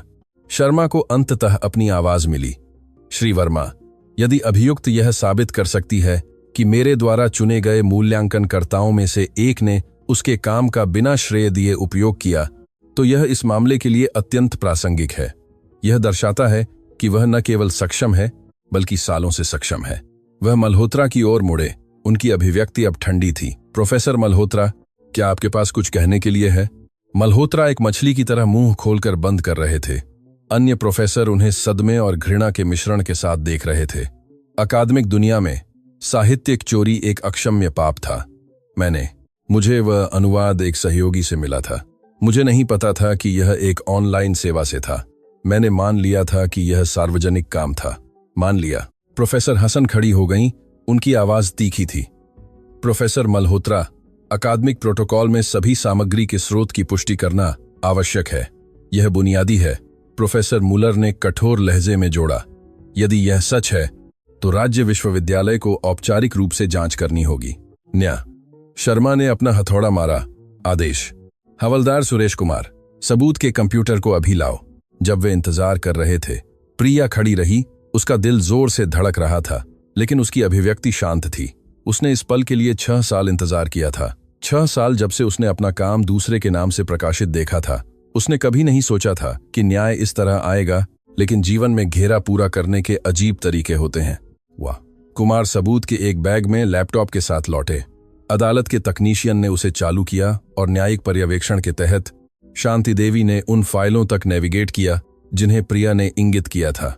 सब कुछ वहां था। 6 साल पहले की तारीख वाले अनुवाद के प्रारंभिक संस्करण, हर अनुवाद निर्णय को समझाने वाले विस्तृत नोट्स, ग्राहक के साथ ईमेल और सबसे अधिक निंदनीय अंतिम संस्करण मल्होत्रा ने अपने कथित मूल लेख में प्रकाशित किया था, उससे शब्द दर शब्द समान। न्याय शर्मा ने व्यक्तिगत रूप से फाइलों की जांच की। उनकी अभिव्यक्ति हर दस्तावेज की समीक्षा के साथ और अधिक गहरी होती जा रही थी। अंततः उन्होंने मल्होत्रा की ओर देखा। प्रोफेसर, मैं दृढ़ता से सुझाव देता हूं कि आप अपने संघ से संपर्क करें। आपको कानूनी प्रतिनिधित्व की आवश्यकता होगी। वह अन्य 9 प्रोफेसरों की ओर मुड़े। क्या किसी और को सुश्री देवी की भाषाई क्षमता पर संदेह है? एक एक करके हर प्रोफेसर ने अपना सिर हिलाया। प्रोफेसर हसन भी खड़ी हो गईं। महाराज, भाषाई क्षमता का मूल्यांकन करने के मेरे 20 वर्षों में मैंने कभी किसी को इस युवती ने आज जो महारत दिखाई है उसे नहीं देखा।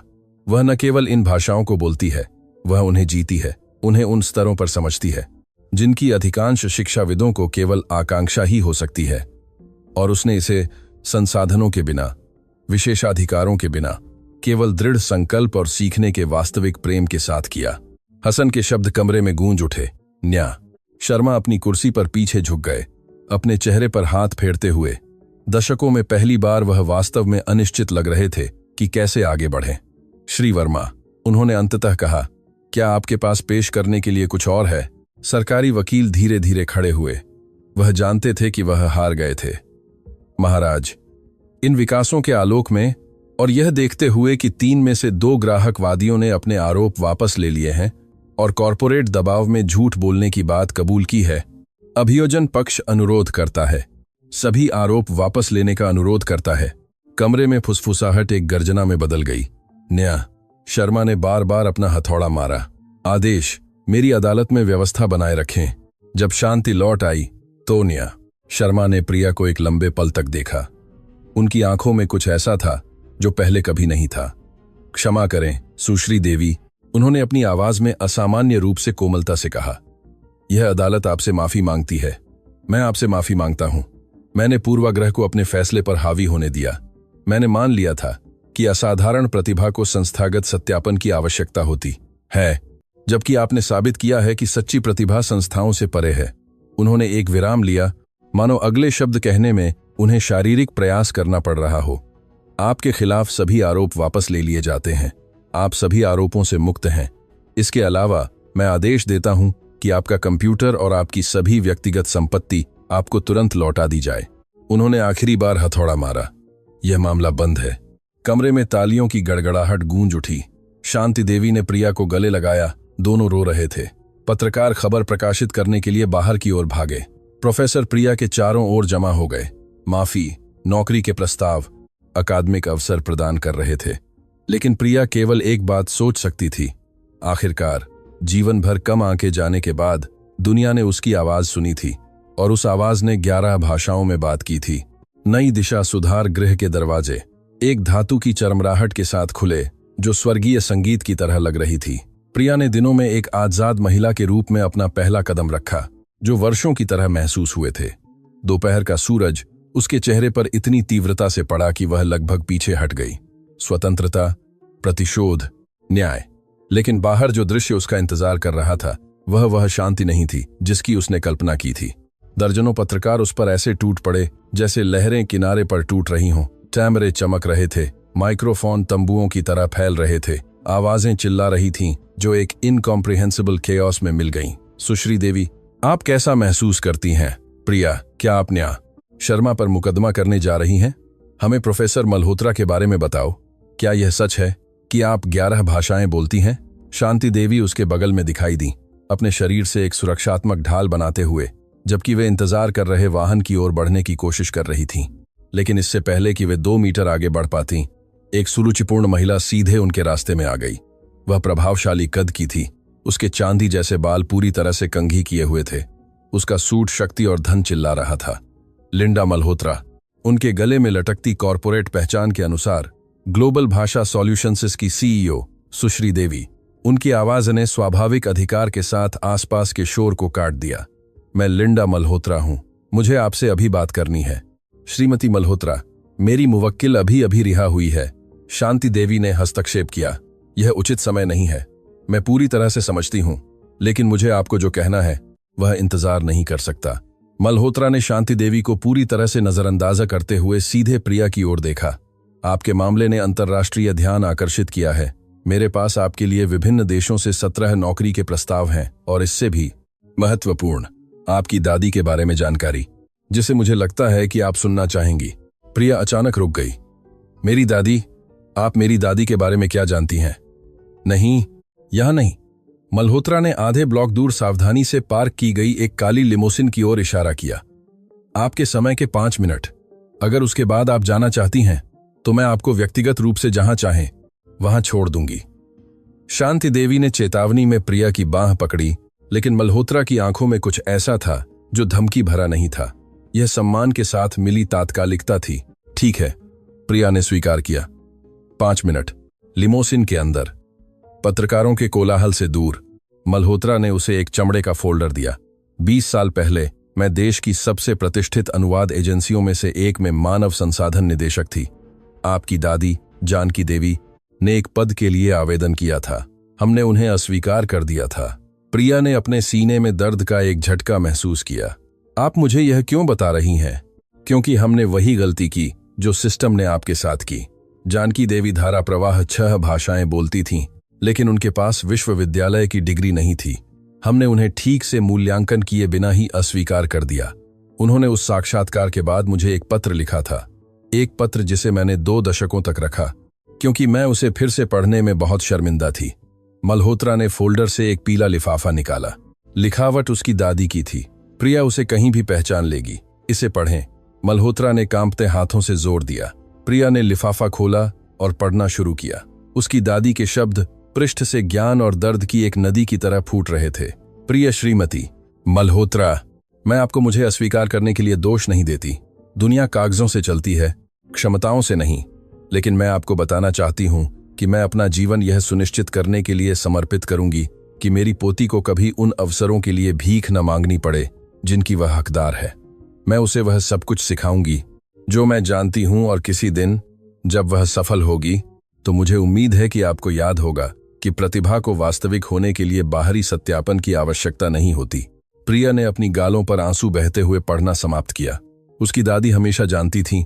उन्होंने हमेशा उसे एक ऐसी दुनिया के लिए तैयार करने की योजना बनाई थी जो उन दोनों को अस्वीकार कर देगी। जब मैंने आपके मामले को खबरों में देखा, मल्होत्रा ने धीमी आवाज में जारी रखा, मुझे तुरंत पता चल गया कि आप कौन थीं। जानकी देवी की पोती, वह बच्ची जिसके बारे में उन्होंने मुझे उस पत्र में बताया था, और मुझे एहसास हुआ कि मुझे 2 दशक पहले की गई गलती को सुधारने का अवसर मिला है। आप मुझसे क्या चाहती हैं? प्रिया ने सीधे पूछा। मैं आपको किराए पर लेना चाहती हूं, एक सामान्य अनुवादक के रूप में नहीं, बल्कि अपरंपरागत प्रतिभा के निदेशक के रूप में। आपका काम आपके जैसे लोगों की पहचान करना और उन्हें भर्ती करना होगा। असाधारण कौशल वाले लोग, लेकिन बिना पारंपरिक साख के, ऐसे लोग जिन्हें सिस्टम अनदेखा करता है। यह प्रस्ताव मोहक था, लगभग इतना अच्छा कि सच न हो, लेकिन मल्होत्रा की अभिव्यक्ति में कुछ ऐसा था जो प्रिया को बता रहा था कि और भी कुछ है। और क्या? उसने जोर दिया। मल्होत्रा हल्के से मुस्कुराई। आप समझदार हैं। ठीक है, एक और बात है। आपकी दादी ने कई राजनयिक परिवारों के लिए काम किया, जैसा कि आप जानती हैं, लेकिन एक विशेष परिवार था, मॉरिसन, ब्रिटिश राजनयिक, जिनके लिए उन्होंने अपने जीवन के आखिरी 5 साल काम किया। वे 3 साल पहले अचानक देश छोड़ गए और उन्होंने आपके लिए कुछ छोड़ा, कुछ ऐसा जिसे आपकी दादी ने उनसे तब तक रखने के लिए कहा था जब तक आप तैयार न हो। श्री मॉरिसन ने कल आपके मामले को खबरों में देखने के बाद मुझसे संपर्क किया। वह शहर में है, आपसे मिलना चाहते हैं। इससे पहले कि प्रिया जवाब दे पाती, उसका फोन, जिसे पुलिस ने अभी लौटाया था, लगातार बजने लगा। मिस्ड कॉल, टेक्स्ट संदेश, सोशल मीडिया सूचनाएं जो फट रही थीं। एक विशेष संदेश ने उसका ध्यान आकर्षित किया। यह एक अज्ञात नंबर से था, एक अंतर्राष्ट्रीय कोड के साथ। सुश्री देवी, मैं अंतर्राष्ट्रीय शरणार्थी संगठन का एजेंट अर्जुन सिंह हूं। आपकी कहानी लाखों लोगों के साथ गूंजी है। हमारे पास एक प्रस्ताव है जो जीवन बदल सकता है। कृपया मुझसे तुरंत संपर्क करें। शांति देवी, जो अपना खुद का फोन देख रही थीं, सदमे की अभिव्यक्ति के साथ ऊपर देखा। प्रिया, तुम्हें यह देखने की जरूरत है। उसने उसे अपनी स्क्रीन दिखाई। सुनवाई का वीडियो वायरल हो गया था। 6 घंटे से भी कम समय में 15 मिलियन से अधिक बार देखा गया। जस्टिस फॉर प्रिया विश्व स्तर पर ट्रेंड कर रहा था। लेकिन यह सिर्फ इतना ही नहीं था। मिनटों पहले एक और वीडियो प्रकाशित हुआ था। किसी ने डिटेंशन सेंटर की सुरक्षा रिकॉर्डिंग लीक कर दी थी। उनमें प्रिया को पूरी रात पढ़ाई करते हुए, अलग अलग भाषाओं में फुसफुसाते हुए, ऐसी दृढ़ संकल्प के साथ तैयारी करते हुए स्पष्ट रूप से देखा जा सकता था, जो अति मानवीयता की सीमा तक था। पूरी दुनिया तुम्हारे बारे में बात कर रही है, शांति देवी ने फुसफुसाया। तुम अब एक प्रतीक हो। मैं प्रतीक नहीं बनना चाहती, प्रिया ने थकी हुई आवाज में जवाब दिया। मैं सिर्फ अपना जीवन जीना चाहती हूं। उसके लिए बहुत देर हो चुकी है। मल्होत्रा ने व्यावहारिक रूप से हस्तक्षेप किया। अब आपके पास एक मंच है। सवाल यह है कि आप इसके साथ क्या करने वाली हैं। फोन फिर से बजा। इस बार यह एक नंबर था जिसे प्रिया पहचानती थी। कमला, उसकी सेलमेट। प्रिया, तुम्हें आना होगा, यह अर्जेंट है। कमला, क्या हुआ? यह केंद्र के निदेशक के बारे में है। पता चला कि उसके भी रहस्य हैं और मुझे लगता है कि वे तुम्हारी दादी से जुड़े हैं, लेकिन मैं फोन पर बात नहीं कर सकती। तुम्हें आना होगा। कॉल अचानक कट गई। प्रिया ने शांति देवी की ओर बढ़ती हुई चिंता के साथ देखा। कुछ गड़बड़ है। कमला डरी हुई लग रही थी। इससे पहले कि वे तय कर पाती कि क्या करना है, लिमोसिन की खिड़की पर एक और आकृति दिखाई दी। एक वृद्ध व्यक्ति, लगभग 60 के दशक का, सौम्य लेकिन तात्कालिक अभिव्यक्ति के साथ धीरे से शीशे पर दस्तक दी। मल्होत्रा ने खिड़की नीचे की। डॉ. विवेक सैनी। श्रीमती मल्होत्रा, मुझसे संपर्क करने के लिए धन्यवाद। उस व्यक्ति ने परिष्कृत ब्रिटिश लहजे में बात की। सुश्री देवी, मैं डॉ. विवेक सैनी हूं। मैंने मॉरिसन परिवार के निजी चिकित्सक के रूप में सालों तक काम किया। मैंने आपकी दादी जानकी देवी की भी उनके अंतिम महीनों में देखभाल की। प्रिया लिमोसिन से बाहर निकली, यह महसूस करते हुए कि दुनिया बहुत तेजी से घूम रही थी। आप मेरी दादी को जानते थे। मैं उन्हें बहुत अच्छी तरह से जानता था और उनकी मृत्यु के बारे में कुछ बातें हैं जिन्हें आपको जानने की जरूरत है। कुछ बातें जो उन्होंने मुझे वादा करने के लिए कहा था कि मैं आपको तभी बताऊंगा जब समय सही होगा। क्या बातें? डॉ.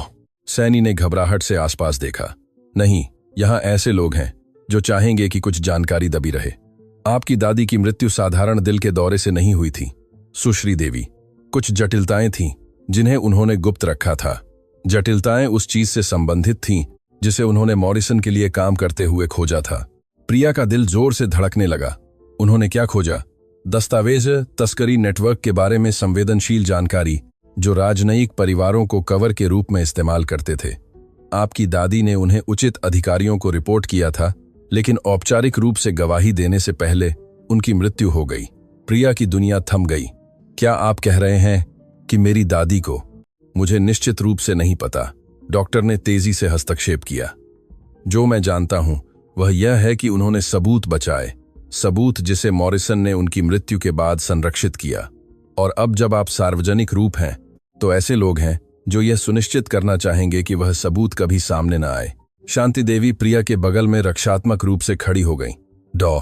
सैनी, ये गंभीर आरोप हैं। क्या आपके पास सबूत हैं? मेरे पास जानकी देवी के पूरे चिकित्सा रिकॉर्ड हैं और मेरे पास वे पत्र हैं जो उन्होंने अपने अंतिम दिनों में मुझे लिखे थे।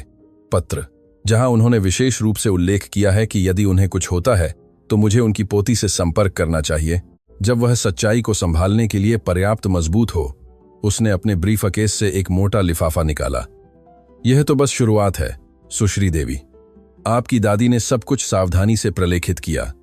नाम, तारीखें, तस्करी मार्ग। उन्होंने इसे एक अंतर्राष्ट्रीय बैंक में एक सुरक्षा जमा बॉक्स में रखा था और आप इसे खोलने के लिए अधिकृत एकमात्र व्यक्ति हैं। प्रिया ने लिफाफा लिया। उसका वजन न केवल शारीरिक बल्कि भावनात्मक भी महसूस कर रही थी। वह बॉक्स कहाँ है? जिनेवा, स्विट्जरलैंड, अंतर्राष्ट्रीय एल्बेटिया बैंक। आपकी दादी ने मरने से पहले मुझे सटीक निर्देश दिए थे। उन्होंने कहा, जब प्रिया दुनिया को यह साबित कर देगी कि वह क्या करने में सक्षम है, जब उसे अब अनदेखा या चुप नहीं किया जा सकता, तब वह पूरी सच्चाई जानने के लिए तैयार होगी। शब्द लिमोसिन की चुप्पी में गूंज उठे।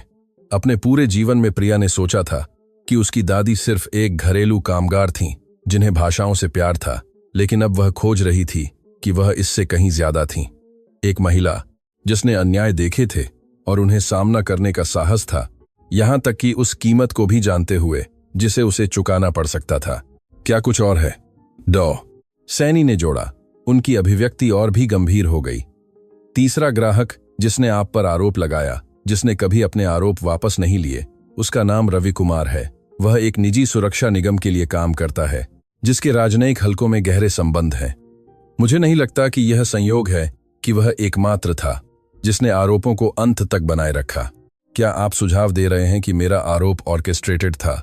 प्रिया को अपनी रीढ़ में एक कंपकंपी महसूस हुई। मैं सुझाव दे रहा हूं कि जब आपका मामला सार्वजनिक हुआ तो कुछ लोगों ने आपको बदनाम करने का अवसर देखा, इससे पहले कि आप एक सार्वजनिक आवाज बन पाती, इससे पहले कि आप यह पता लगा पाती कि आपकी दादी क्या जानती थी। शांति देवी ने अपना फोन पकड़ा। हमें अभी पुलिस सुरक्षा की जरूरत है।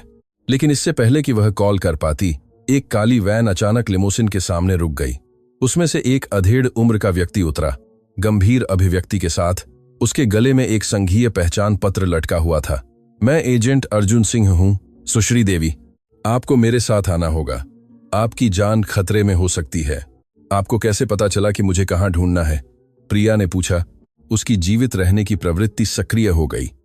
क्योंकि हम आपके मामले से संबंधित संचार की निगरानी कर रहे हैं और हमने अभी एक बहुत ही परेशान करने वाली बातचीत को बाधित किया है। आप पर एक सक्रिय कॉन्ट्रैक्ट है। कोई यह सुनिश्चित करना चाहता है कि आप कभी जिनेवा न पहुंचे। प्रिया ने जो दुनिया अभी अभी वापस पाई थी वह बहुत अधिक खतरनाक होने वाली थी, और जो जवाब वह तलाश रही थी वे हजारों किलोमीटर दूर एक सुरक्षा जमा बॉक्स में थे जिसमें ऐसे रहस्य थे जिन्हें कोई भी बचाने के लिए मारने को तैयार था। फैसला तत्काल था। प्रिया ने सीधे एजेंट सिंह की आंखों में देखा। मैं तब तक कहीं नहीं जाऊंगी जब तक मैं कमला से बात नहीं कर लेती। उसे मेरी जरूरत है। सुश्री देवी, आप गंभीरता को नहीं समझती। सिंह ने जोर दिया। अभी खतरनाक लोग आपको ढूंढ रहे हैं और एक दोस्त है जिसने मेरी मदद करने के लिए सब कुछ दांव पर लगा दिया जब कोई और नहीं करता। प्रिया ने दृढ़ता से जवाब दिया। मैं उसे अब नहीं छोड़ूंगी। शांति देवी ने उसकी बांह छुई। प्रिया, शायद तुम्हें एजेंट की बात सुननी चाहिए। मैं तुम्हारे साथ जाऊंगा। डॉ सैनी ने अप्रत्याशित रूप से हस्तक्षेप किया। यदि केंद्र के निदेशक और आपकी दादी ने जो खोजा था उसके बीच कोई संबंध है तो आपको इसे जानने की जरूरत है, और मैं आपकी रक्षा करने में मदद कर सकता हूं। मल्होत्रा ने अपना फोन बंद कर दिया। मेरे पास निजी सुरक्षा में संपर्क है। मैं 10 मिनट में एक टीम वहां भेज सकती हूं। सिंह ने आह भरी, यह मानते हुए कि वह यह लड़ाई हार गए थे। ठीक है, लेकिन मैं तुम्हारे साथ चलूंगा, और अगर मुझे कुछ भी संदिग्ध लगा तो हम तुरंत निकल जाएंगे। 15 मिनट बाद वे नई दिशा सुधार गृह में वापस आ गए। जिस इमारत को प्रिया ने राहत के साथ छोड़ा था वह अब उसे एक धमकी की भावना के साथ प्राप्त कर रही थी जिसे उसने पहले कभी महसूस नहीं किया था। फ्लोरेसेंट लाइटें टिमटिमा रही थीं, सफेद गलियारों में अनसेटलिंग छायाएं डाल रही थीं।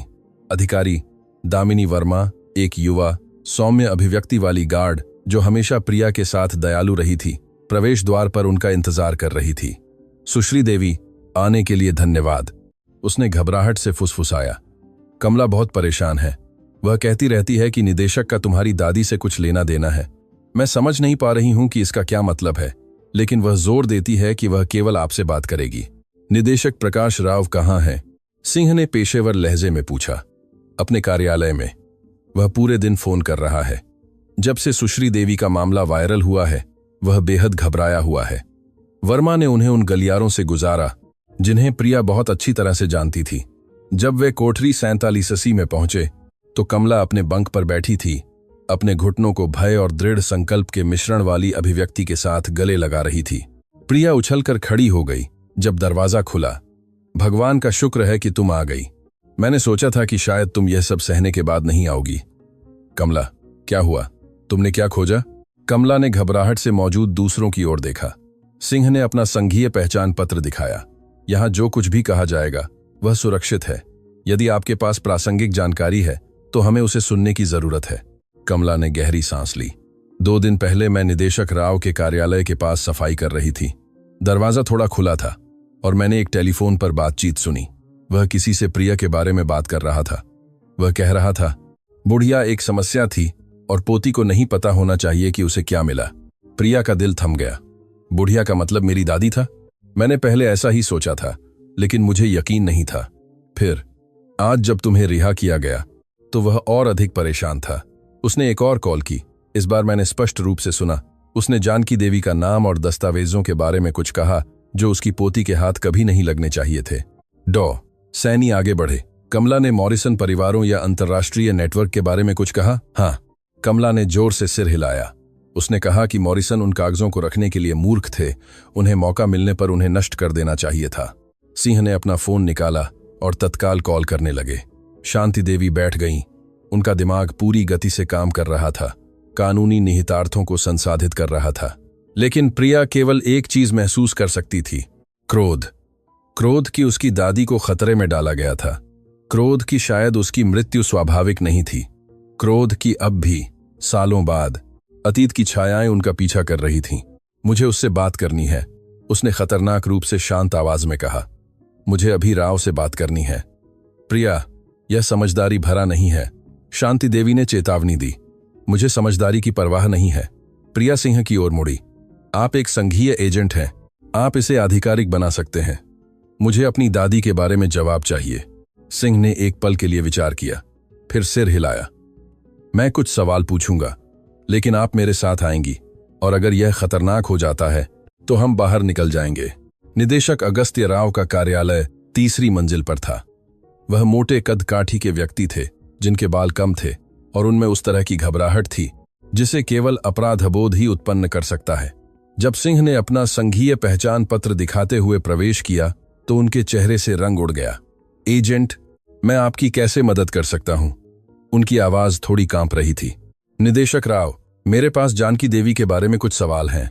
निदेशक ने बार बार पलकें झपकाईं। जानकी देवी? मैं इस नाम से किसी को नहीं जानता। झूठे।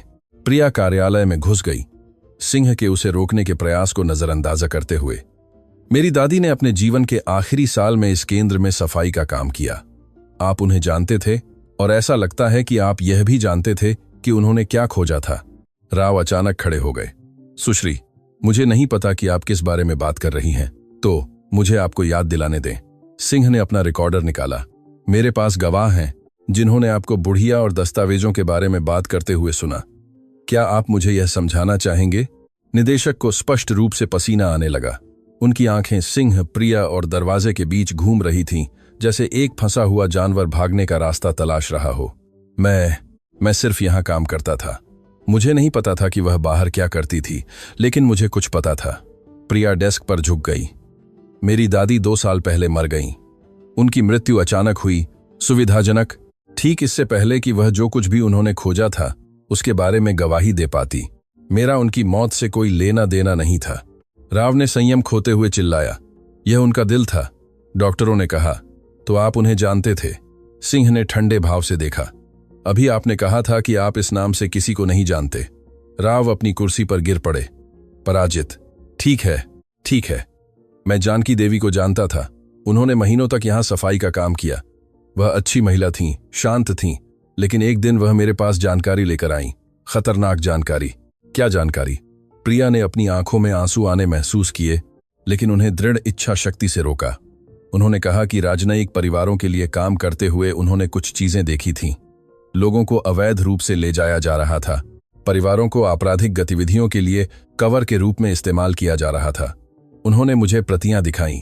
उन्होंने मुझसे उचित अधिकारियों को इसकी रिपोर्ट करने में मदद करने के लिए कहा। और आपने किया? राव ने अपनी नजरें नीचे की। प्रिया की आंखों का सामना करने में असमर्थ थे। मैंने उनसे कहा था कि मैं ऐसा करूंगा, लेकिन मैं डर गया था। इसमें शामिल लोग शक्तिशाली थे, उनके पास संबंध थे, उनके पास पैसा था। तो मैंने उनके इरादों की सूचना किसी और को दी।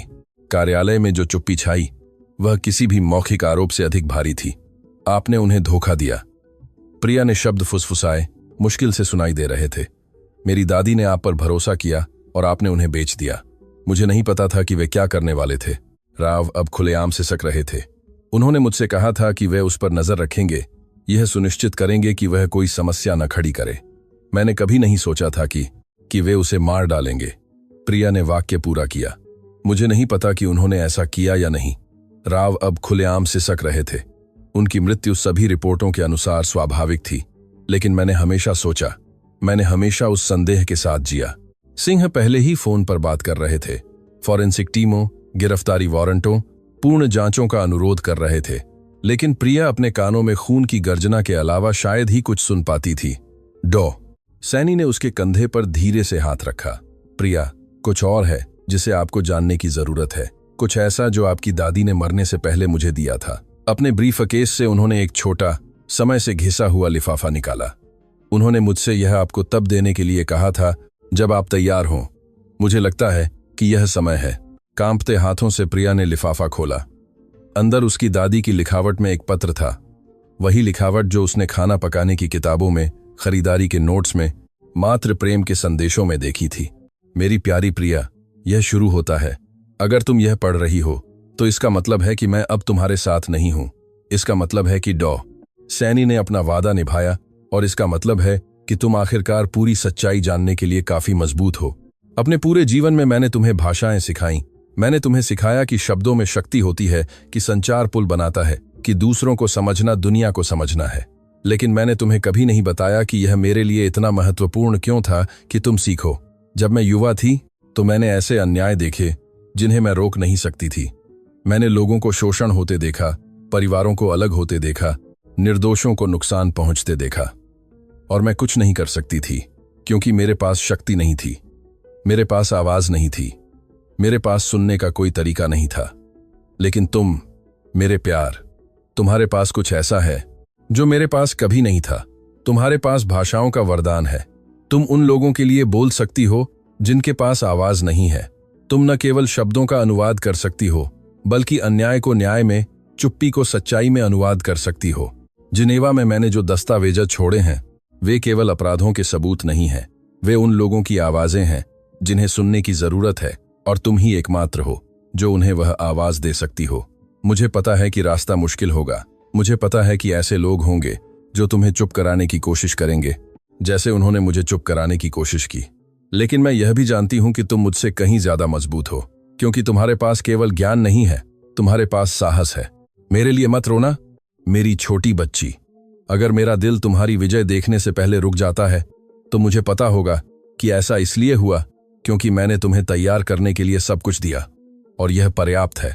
हर भाषा जो मैंने तुम्हें सिखाई, हर कहानी जो मैंने साझा की, हर पल जो हमने साथ बिताया, वह तुम्हें इस पल के लिए तैयार कर रहा था जब दुनिया आखिरकार तुम्हें सुनेगी।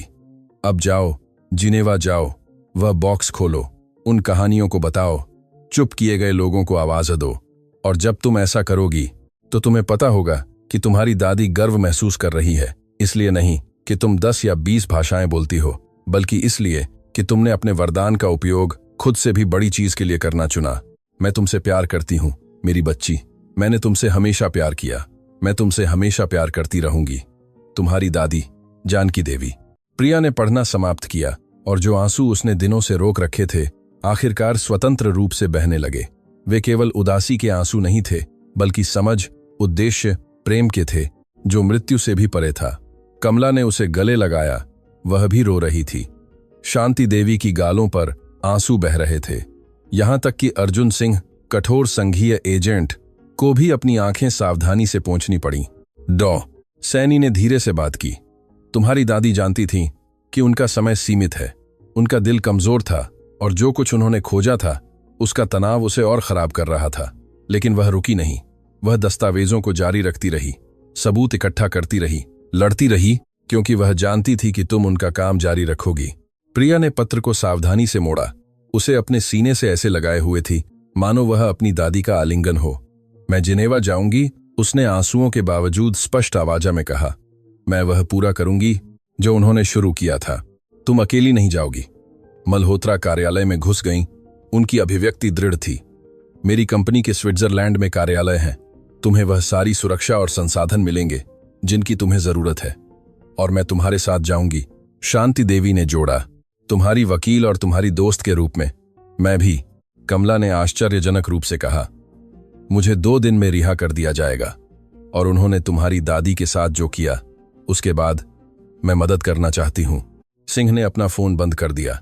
FBI इस मामले में दिलचस्पी ले रहा है। यात्रा के दौरान तुम्हें संघीय सुरक्षा मिलेगी। और राव की ओर मुड़ते हुए उन्होंने कहा, निदेशक राव, आपको न्याय में बाधा डालने और साजिश रचने के आरोप में गिरफ्तार किया गया है। जब राव को हथकड़ी लगाकर उनके कार्यालय से बाहर ले जाया गया तो प्रिया ने अपने अंदर कुछ बदलते हुए महसूस किया। वह अब सिर्फ एक युवा महिला नहीं थी जो अपनी योग्यता साबित करने की कोशिश कर रही थी। वह साहस और न्याय की विरासत की उत्तराधिकारी थी। उसकी दादी ने भाषाओं के रूप में उम्मीद के बीज बोए थे। अब वे बीज कुछ और शक्तिशाली में विकसित हो गए थे। एक ऐसी आवाज जिसे चुप नहीं किया जा सकता था। उसी क्षण मल्होत्रा का फोन बजा। उसने संक्षिप्त रूप से जवाब दिया। उसकी अभिव्यक्ति गंभीर हो गई। यह श्रीमती मॉरिसन थीं। वह शहर में है। वह कहती हैं कि आपकी दादी ने उनके लिए कुछ और छोड़ा है, कुछ ऐसा जिस पर उन्होंने बैंक पर भी भरोसा नहीं किया। वह आज रात आपसे मिलना चाहती हैं। प्रिया ने सिर हिलाया। हर रहस्योद्घाटन उसे पूरी तरह से यह समझने के करीब ला रहा था कि उसकी दादी कौन थीं और उन्होंने क्या बलिदान किया था। तो चलो चलते हैं, उसने कहा। अब समय बर्बाद करने का नहीं है, क्योंकि कहीं जिनेवा में एक सुरक्षा जमा बॉक्स में ऐसी सच्चाइयां इंतजार कर रही थीं जो जीवन बदल देंगी। और प्रिया देवी उन्हें आवाज देने के लिए तैयार थीं। श्रीमती मार्गरेट मॉरिसन जिस होटल में ठहरी थीं, वह उन जगहों में से एक था जो लालित्य और उद्देश्य के साथ जिए गए जीवन की कहानियां फुसफुसाती थीं। प्रिया, शांति देवी, डॉ सैनी और मल्होत्रा के साथ शहर के दृश्यों वाले एक स्वीट में मिली जो रोशनी से जगमगा रहा था। मार्गरेट मॉरिसन एक ऐसी महिला थीं जिनके चांदी जैसे बाल पूरी तरह से कंघी किए हुए थे, नीली आंखें जिन्होंने बहुत अधिक दुनिया देखी थी, और वह गरिमा थी जो केवल खुद से भी बड़ी किसी चीज की सेवा में समर्पित जीवन से आती है। जब उन्होंने प्रिया को देखा तो उनकी आंखें आंसुओं से भर गईं। तुम बिल्कुल वैसी ही हो जैसा उन्होंने कहा था कि तुम होगी। मार्गरेट ने प्रिया के हाथों को अपने हाथों में लेते हुए फुसफुसाया। जानकी देवी हर दिन तुम्हारे बारे में बात करती थीं।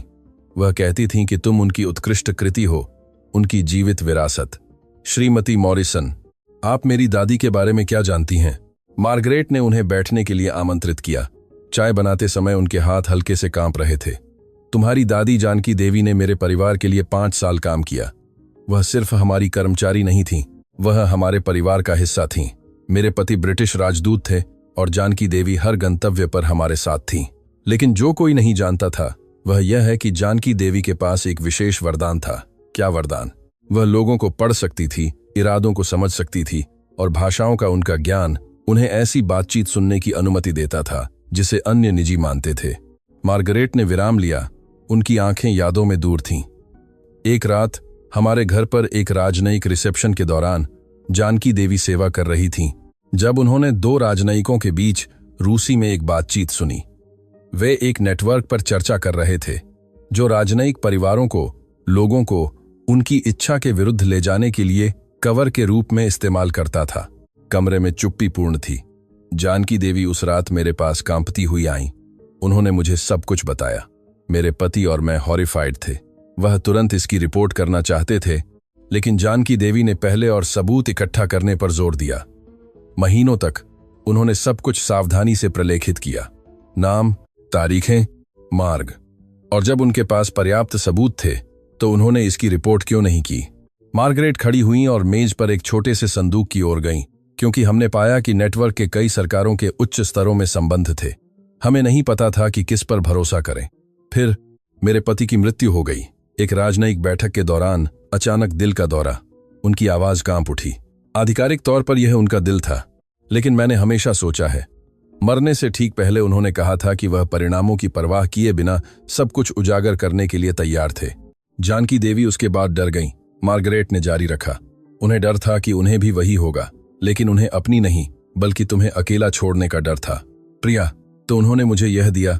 उन्होंने संदूक खोला और मुझसे वादा करने के लिए कहा कि मैं इसे तुम्हें तभी दूंगी जब तुम काफी मजबूत हो, जब दुनिया तुम्हें सुनने के लिए तैयार हो। संदूक से उन्होंने एक छोटी बाहरी हार्ड ड्राइव और एक मोटा लिफाफा निकाला। यहाँ सब कुछ है। राजनयिक बैठकों की ऑडियो रिकॉर्डिंग, जहां इन परिचालनों पर चर्चा की गई थी, तस्वीरें, मूल दस्तावेज और सबसे महत्वपूर्ण, पीड़ितों की गवाही, जिन्हें जानकी देवी जानती थीं और सालों तक गुप्त रूप से मदद की थी। प्रिया ने कांपते हाथों से डिस्क ली। यह छोटी थी, लेकिन इसमें पूरे जीवन का भार था। क्या कुछ और है? मार्गरेट ने धीरे से जोड़ा। जिनेवा में बॉक्स में दस्तावेजी सबूत हैं, लेकिन इसमें, उन्होंने डिस्क की ओर इशारा किया, आवाजें हैं, लोगों की वास्तविक कहानियां हैं जिन्हें चुप करा दिया गया था। जानकी देवी ने उन्हें अनुमति से उनकी अपनी भाषाओं में रिकॉर्ड किया। वह जानती थीं कि तुम ही हो जो अंततः उनका अनुवाद करोगी, जो उन्हें दुनिया को आवाज दोगी। उस रात प्रिया मुश्किल से सो पाई। हेडफोन लगाए हुए घंटों तक रिकॉर्डिंग सुनती रही। मंदारिन में, अरबी में, रूसी में, उन भाषाओं में आवाजें जिन्हें वह अच्छी तरह जानती थी। बिछड़े हुए परिवारों की कहानियां, टूटे हुए वादों की, नष्ट हुई उम्मीदों की, और हर रिकॉर्डिंग के अंत में उसकी दादी की आवाज थी, उसकी मातृ पक्षी की आवाज, यह वादा करते हुए कि उनकी कहानियां बताई जाएंगी। जब सुबह हुई तो प्रिया की गालों पर सूखे आंसू थे, लेकिन उसकी आत्मा में नई आग थी। जिनेवा के लिए उड़ान अगले दिन निकली। प्रिया ने शांति देवी, कमला जो वादे के अनुसार रिहा हो गई थी, मल्होत्रा और एजेंट सिंह द्वारा समन्वित सुरक्षा एस्कॉर्ट के साथ यात्रा की। एफबीआई ने पाया था कि रवि कुमार, तीसरा ग्राहक, वास्तव में एक निजी सुरक्षा अधिकारी था जिसे प्रिया को सार्वजनिक आवाज बनने से पहले बदनाम करने के लिए किराए पर लिया गया था। देश छोड़ने की कोशिश करते हुए उसे गिरफ्तार कर लिया गया। जिनेवा ने उनका स्वागत ग्रे आसमान के साथ किया, लेकिन न्याय के वादों के साथ। अंतर्राष्ट्रीय एल्बेटिया बैंक संगमरमर और स्टील का एक किला था जिसे पीढ़ियों तक रहस्यों की रक्षा के लिए डिजाइन किया गया था।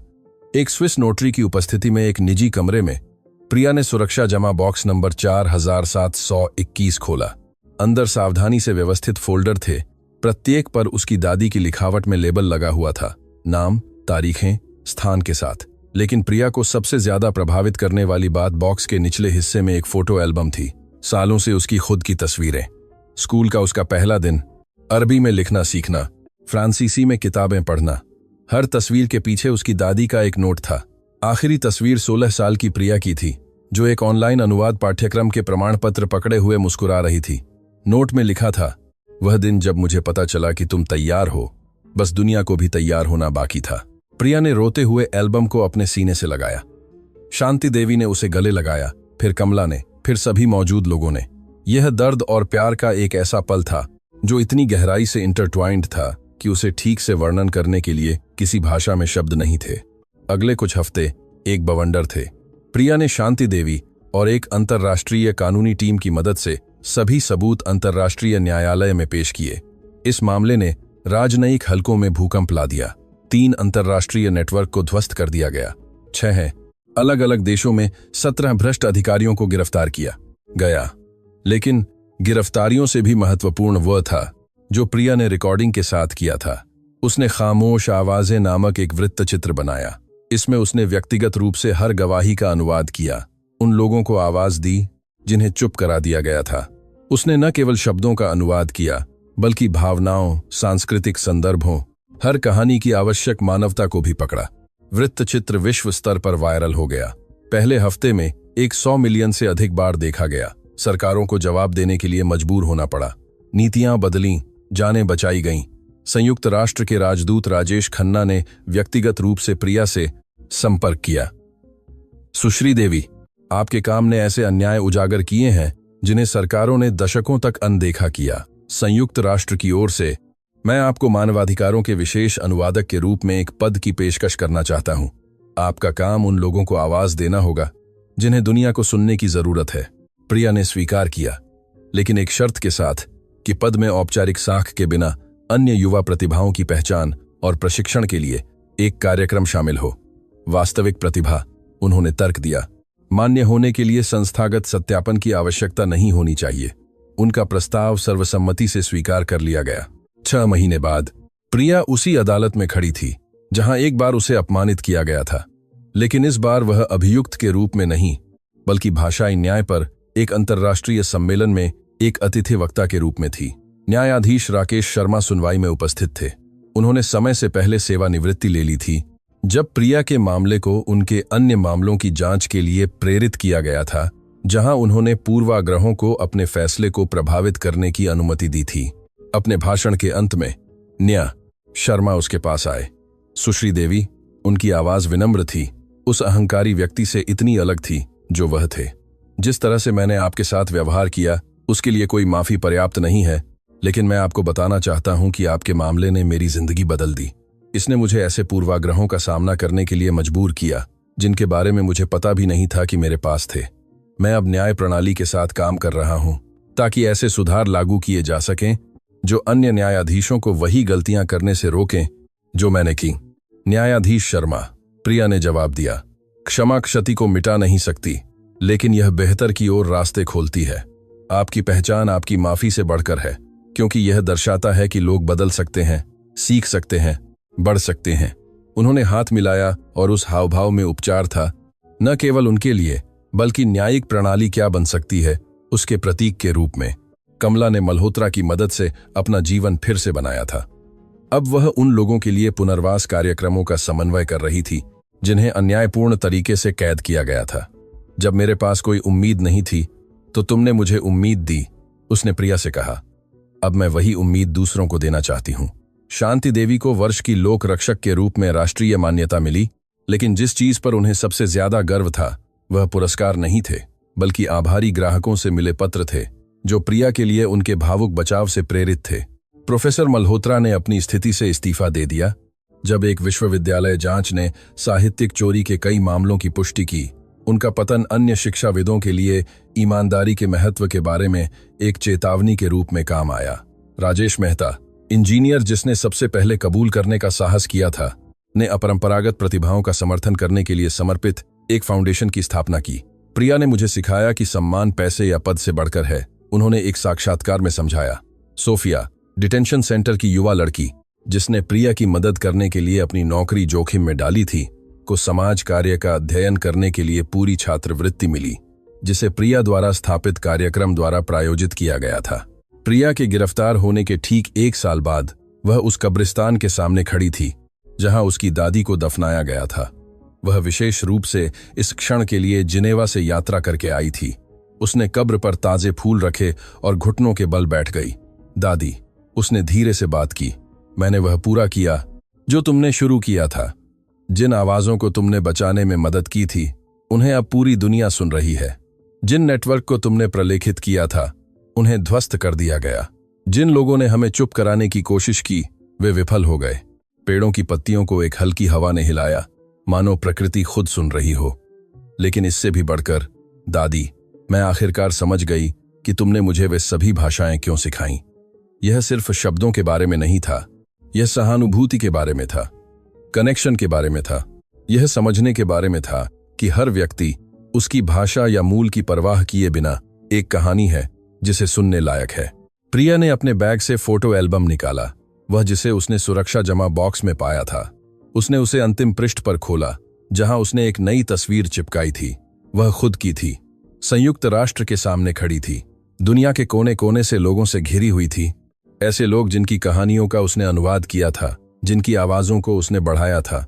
देखो दादी, ये वही है जो हमने मिलकर बनाया है। तुम्हारा बलिदान व्यर्थ नहीं गया। तुम्हारी विरासत हर उस व्यक्ति में जीवित है जिसे अब तुम्हारी शिक्षाओं के कारण आवाज मिली है। जैसे ही सूरज ढल रहा था, प्रिया वहीं खड़ी रही। कई सालों में ऐसी शांति महसूस कर रही थी जो उसने पहले कभी महसूस नहीं की थी। उसकी दादी ने भाषाओं के रूप में उम्मीद के बीज बोए थे। वे बीज न्याय के एक बगीचे में विकसित हो गए थे जो उन दोनों के जाने के बाद भी पनपते रहेंगे। अगले दिन प्रिया ने अपने द्वारा बनाए गए कार्यक्रम में अपनी पहली कक्षा ली। विभिन्न पृष्ठभूमि के 30 युवा, सभी असाधारण प्रतिभाओं वाले, लेकिन बिना औपचारिक साख के उसे उम्मीद और प्रशंसा के साथ देख रहे थे। मेरी दादी मुझसे कहती थीं, प्रिया ने शुरू किया, कि प्रतिभा को वास्तविक होने के लिए प्रमाण पत्रों की आवश्यकता नहीं होती, उसे सिर्फ चमकने के अवसर चाहिए होते हैं। आप लोग यहाँ हैं क्योंकि हर किसी के पास एक अद्वितीय वरदान है। मेरा काम आपको सिखाना नहीं है, बल्कि आपको उस शक्ति को पहचानने में मदद करना है जो आपके अंदर पहले से ही है। पहली पंक्ति में एक युवा लड़की ने हाथ उठाया। सुश्री देवी, हमें कैसे पता चलेगा कि हम पर्याप्त अच्छे हैं? प्रिया मुस्कुराई। उसे याद आया कि उसने खुद कब यह सवाल पूछा था। आप लोग यहाँ क्यों हैं? क्योंकि आपने कोशिश करने का साहस किया जब दुनिया ने आपसे कहा कि आप नहीं कर सकते। वह दृढ़ संकल्प, वह साहस किसी भी विश्वविद्यालय की डिग्री से अधिक मूल्यवान है। महीने साल में बदल गए। प्रिया का कार्यक्रम बढ़ा, 20 देशों में फैल गया। हजारों युवा प्रतिभाओं को ऐसे अवसर मिले जो उन्हें अन्यथा कभी नहीं मिलते। कुछ अनुवादक बने, कुछ सांस्कृतिक मध्यस्थ बने, कुछ मानवाधिकार कार्यकर्ता बने, लेकिन उन सभी में कुछ समान था, यह विश्वास कि सच्ची प्रतिभा साख से परे है और हर आवाज, चाहे उसे कितनी भी चुप क्यों न करा दिया गया हो, सुनने लायक है। संयुक्त राष्ट्र में एक विशेष समारोह में प्रिया को अंतर्राष्ट्रीय मानवाधिकार पुरस्कार मिला। सम्मान को पकड़े हुए उसने उन सभी लोगों के बारे में सोचा जिन्होंने इस क्षण को संभव बनाया था। उसकी दादी, जिसने सब कुछ बलिदान किया था, कमला, जिसने उस पर तब विश्वास किया था जब वह सबसे निचले स्तर पर थी, शांति देवी, जिसने सभी बाधाओं के खिलाफ उसके लिए लड़ाई लड़ी थी, मेहता, जिसने सच बोलने का साहस पाया था। अपने स्वीकृति भाषण में प्रिया ने अपनी उपलब्धियों के बारे में बात नहीं की, उसने अपनी दादी के बारे में बात की। जानकी देवी के पास कभी विश्वविद्यालय की डिग्री नहीं थी, उन्हें अपने काम के लिए कभी आधिकारिक मान्यता नहीं मिली, लेकिन उन्होंने कुछ ऐसा समझा जिसे दुनिया अभी अभी सीखना शुरू कर रही है कि एक व्यक्ति का मूल्य प्रमाण पत्रों में नहीं बल्कि चरित्र में मापा जाता है, साख में नहीं बल्कि साहस में। उसकी आवाज भावना से थोड़ी कांप उठी। यह पुरस्कार मेरा नहीं है, यह उनका है, यह हर उस व्यक्ति का है जिसे कभी कम आंका गया, अनदेखा किया गया, चुप करा दिया गया। यह एक अनुस्मारक है कि असाधारण प्रतिभा साधारण जगहों से आ सकती है और कभी कभी सबसे शक्तिशाली लोग वह होते हैं जिन्हें दुनिया ने कभी देखा भी नहीं। जो तालियां गूंजी वह पूरे 5 मिनट तक चलीं। दुनिया भर के लोग वर्चुअली जुड़े हुए थे। वे न केवल प्रिया को बल्कि दुनिया की सभी जानकी देवी को अपलॉड कर रहे थे। सभी दादी, माँ, अदृश्य श्रमिक जिन्होंने उम्मीद के बीज बोए थे, यह जाने बिना कि क्या वे कभी खिलेंगे। उस रात प्रिया अपने जिनेवा के अपार्टमेंट में थी, शहर को रोशनी से जगमगाते हुए देख रही थी। उसका फोन बजा। यह एक अज्ञात नंबर था। सुश्री देवी, मैं मारिया हूं, मैं 16 साल की हूं और मैं ग्वाटेमाला के एक छोटे से गांव में रहती हूं। मैंने आपका वृत्तचित्र देखा। मैं 5 भाषाएं बोलती हूं जो मैंने अपने गांव आने वाले पर्यटकों से सीखी। सभी मुझसे कहते हैं कि बिना औपचारिक शिक्षा के यह सच होना असंभव है, लेकिन आपने मुझे उम्मीद दी कि शायद, सिर्फ शायद, मेरा भी एक भविष्य हो सकता है। क्या मैं आपके कार्यक्रम में आवेदन कर सकती हूं? प्रिया आंसुओं से मुस्कुराई। बेशक तुम कर सकती हो मारिया, मुझे अपनी कहानी बताओ। और मारिया की कहानी सुनते हुए प्रिया समझ गई कि यही उसकी दादी की असली विरासत थी। ध्वस्त किए गए नेटवर्क या प्राप्त पुरस्कार नहीं, बल्कि हर एक जीवन जिसे छुआ गया, हर प्रतिभा जिसे पहचाना गया, हर आवाज जिसे आखिरकार सुना गया। चक्र जारी रहा, उम्मीद गुणा हुई और कहीं प्रिया निश्चित थी उसकी दादी जानकी देवी मुस्कुरा रही थीं, क्योंकि अंत में यह कभी भाषाओं या अन्याय या निर्णयों के बारे में कहानी नहीं थी। यह प्रेम के बारे में एक कहानी थी। एक दादी का प्रेम जिसने अपनी पोती को दुनिया बदलने के लिए तैयार किया। प्रेम जिसने मृत्यु, समय और परिस्थिति को पार कर लिया, और उस प्रेम ने 11 भाषाओं और साहस के 1000 कृत्यों में अनुवादित होकर दुनिया को रोशन कर दिया।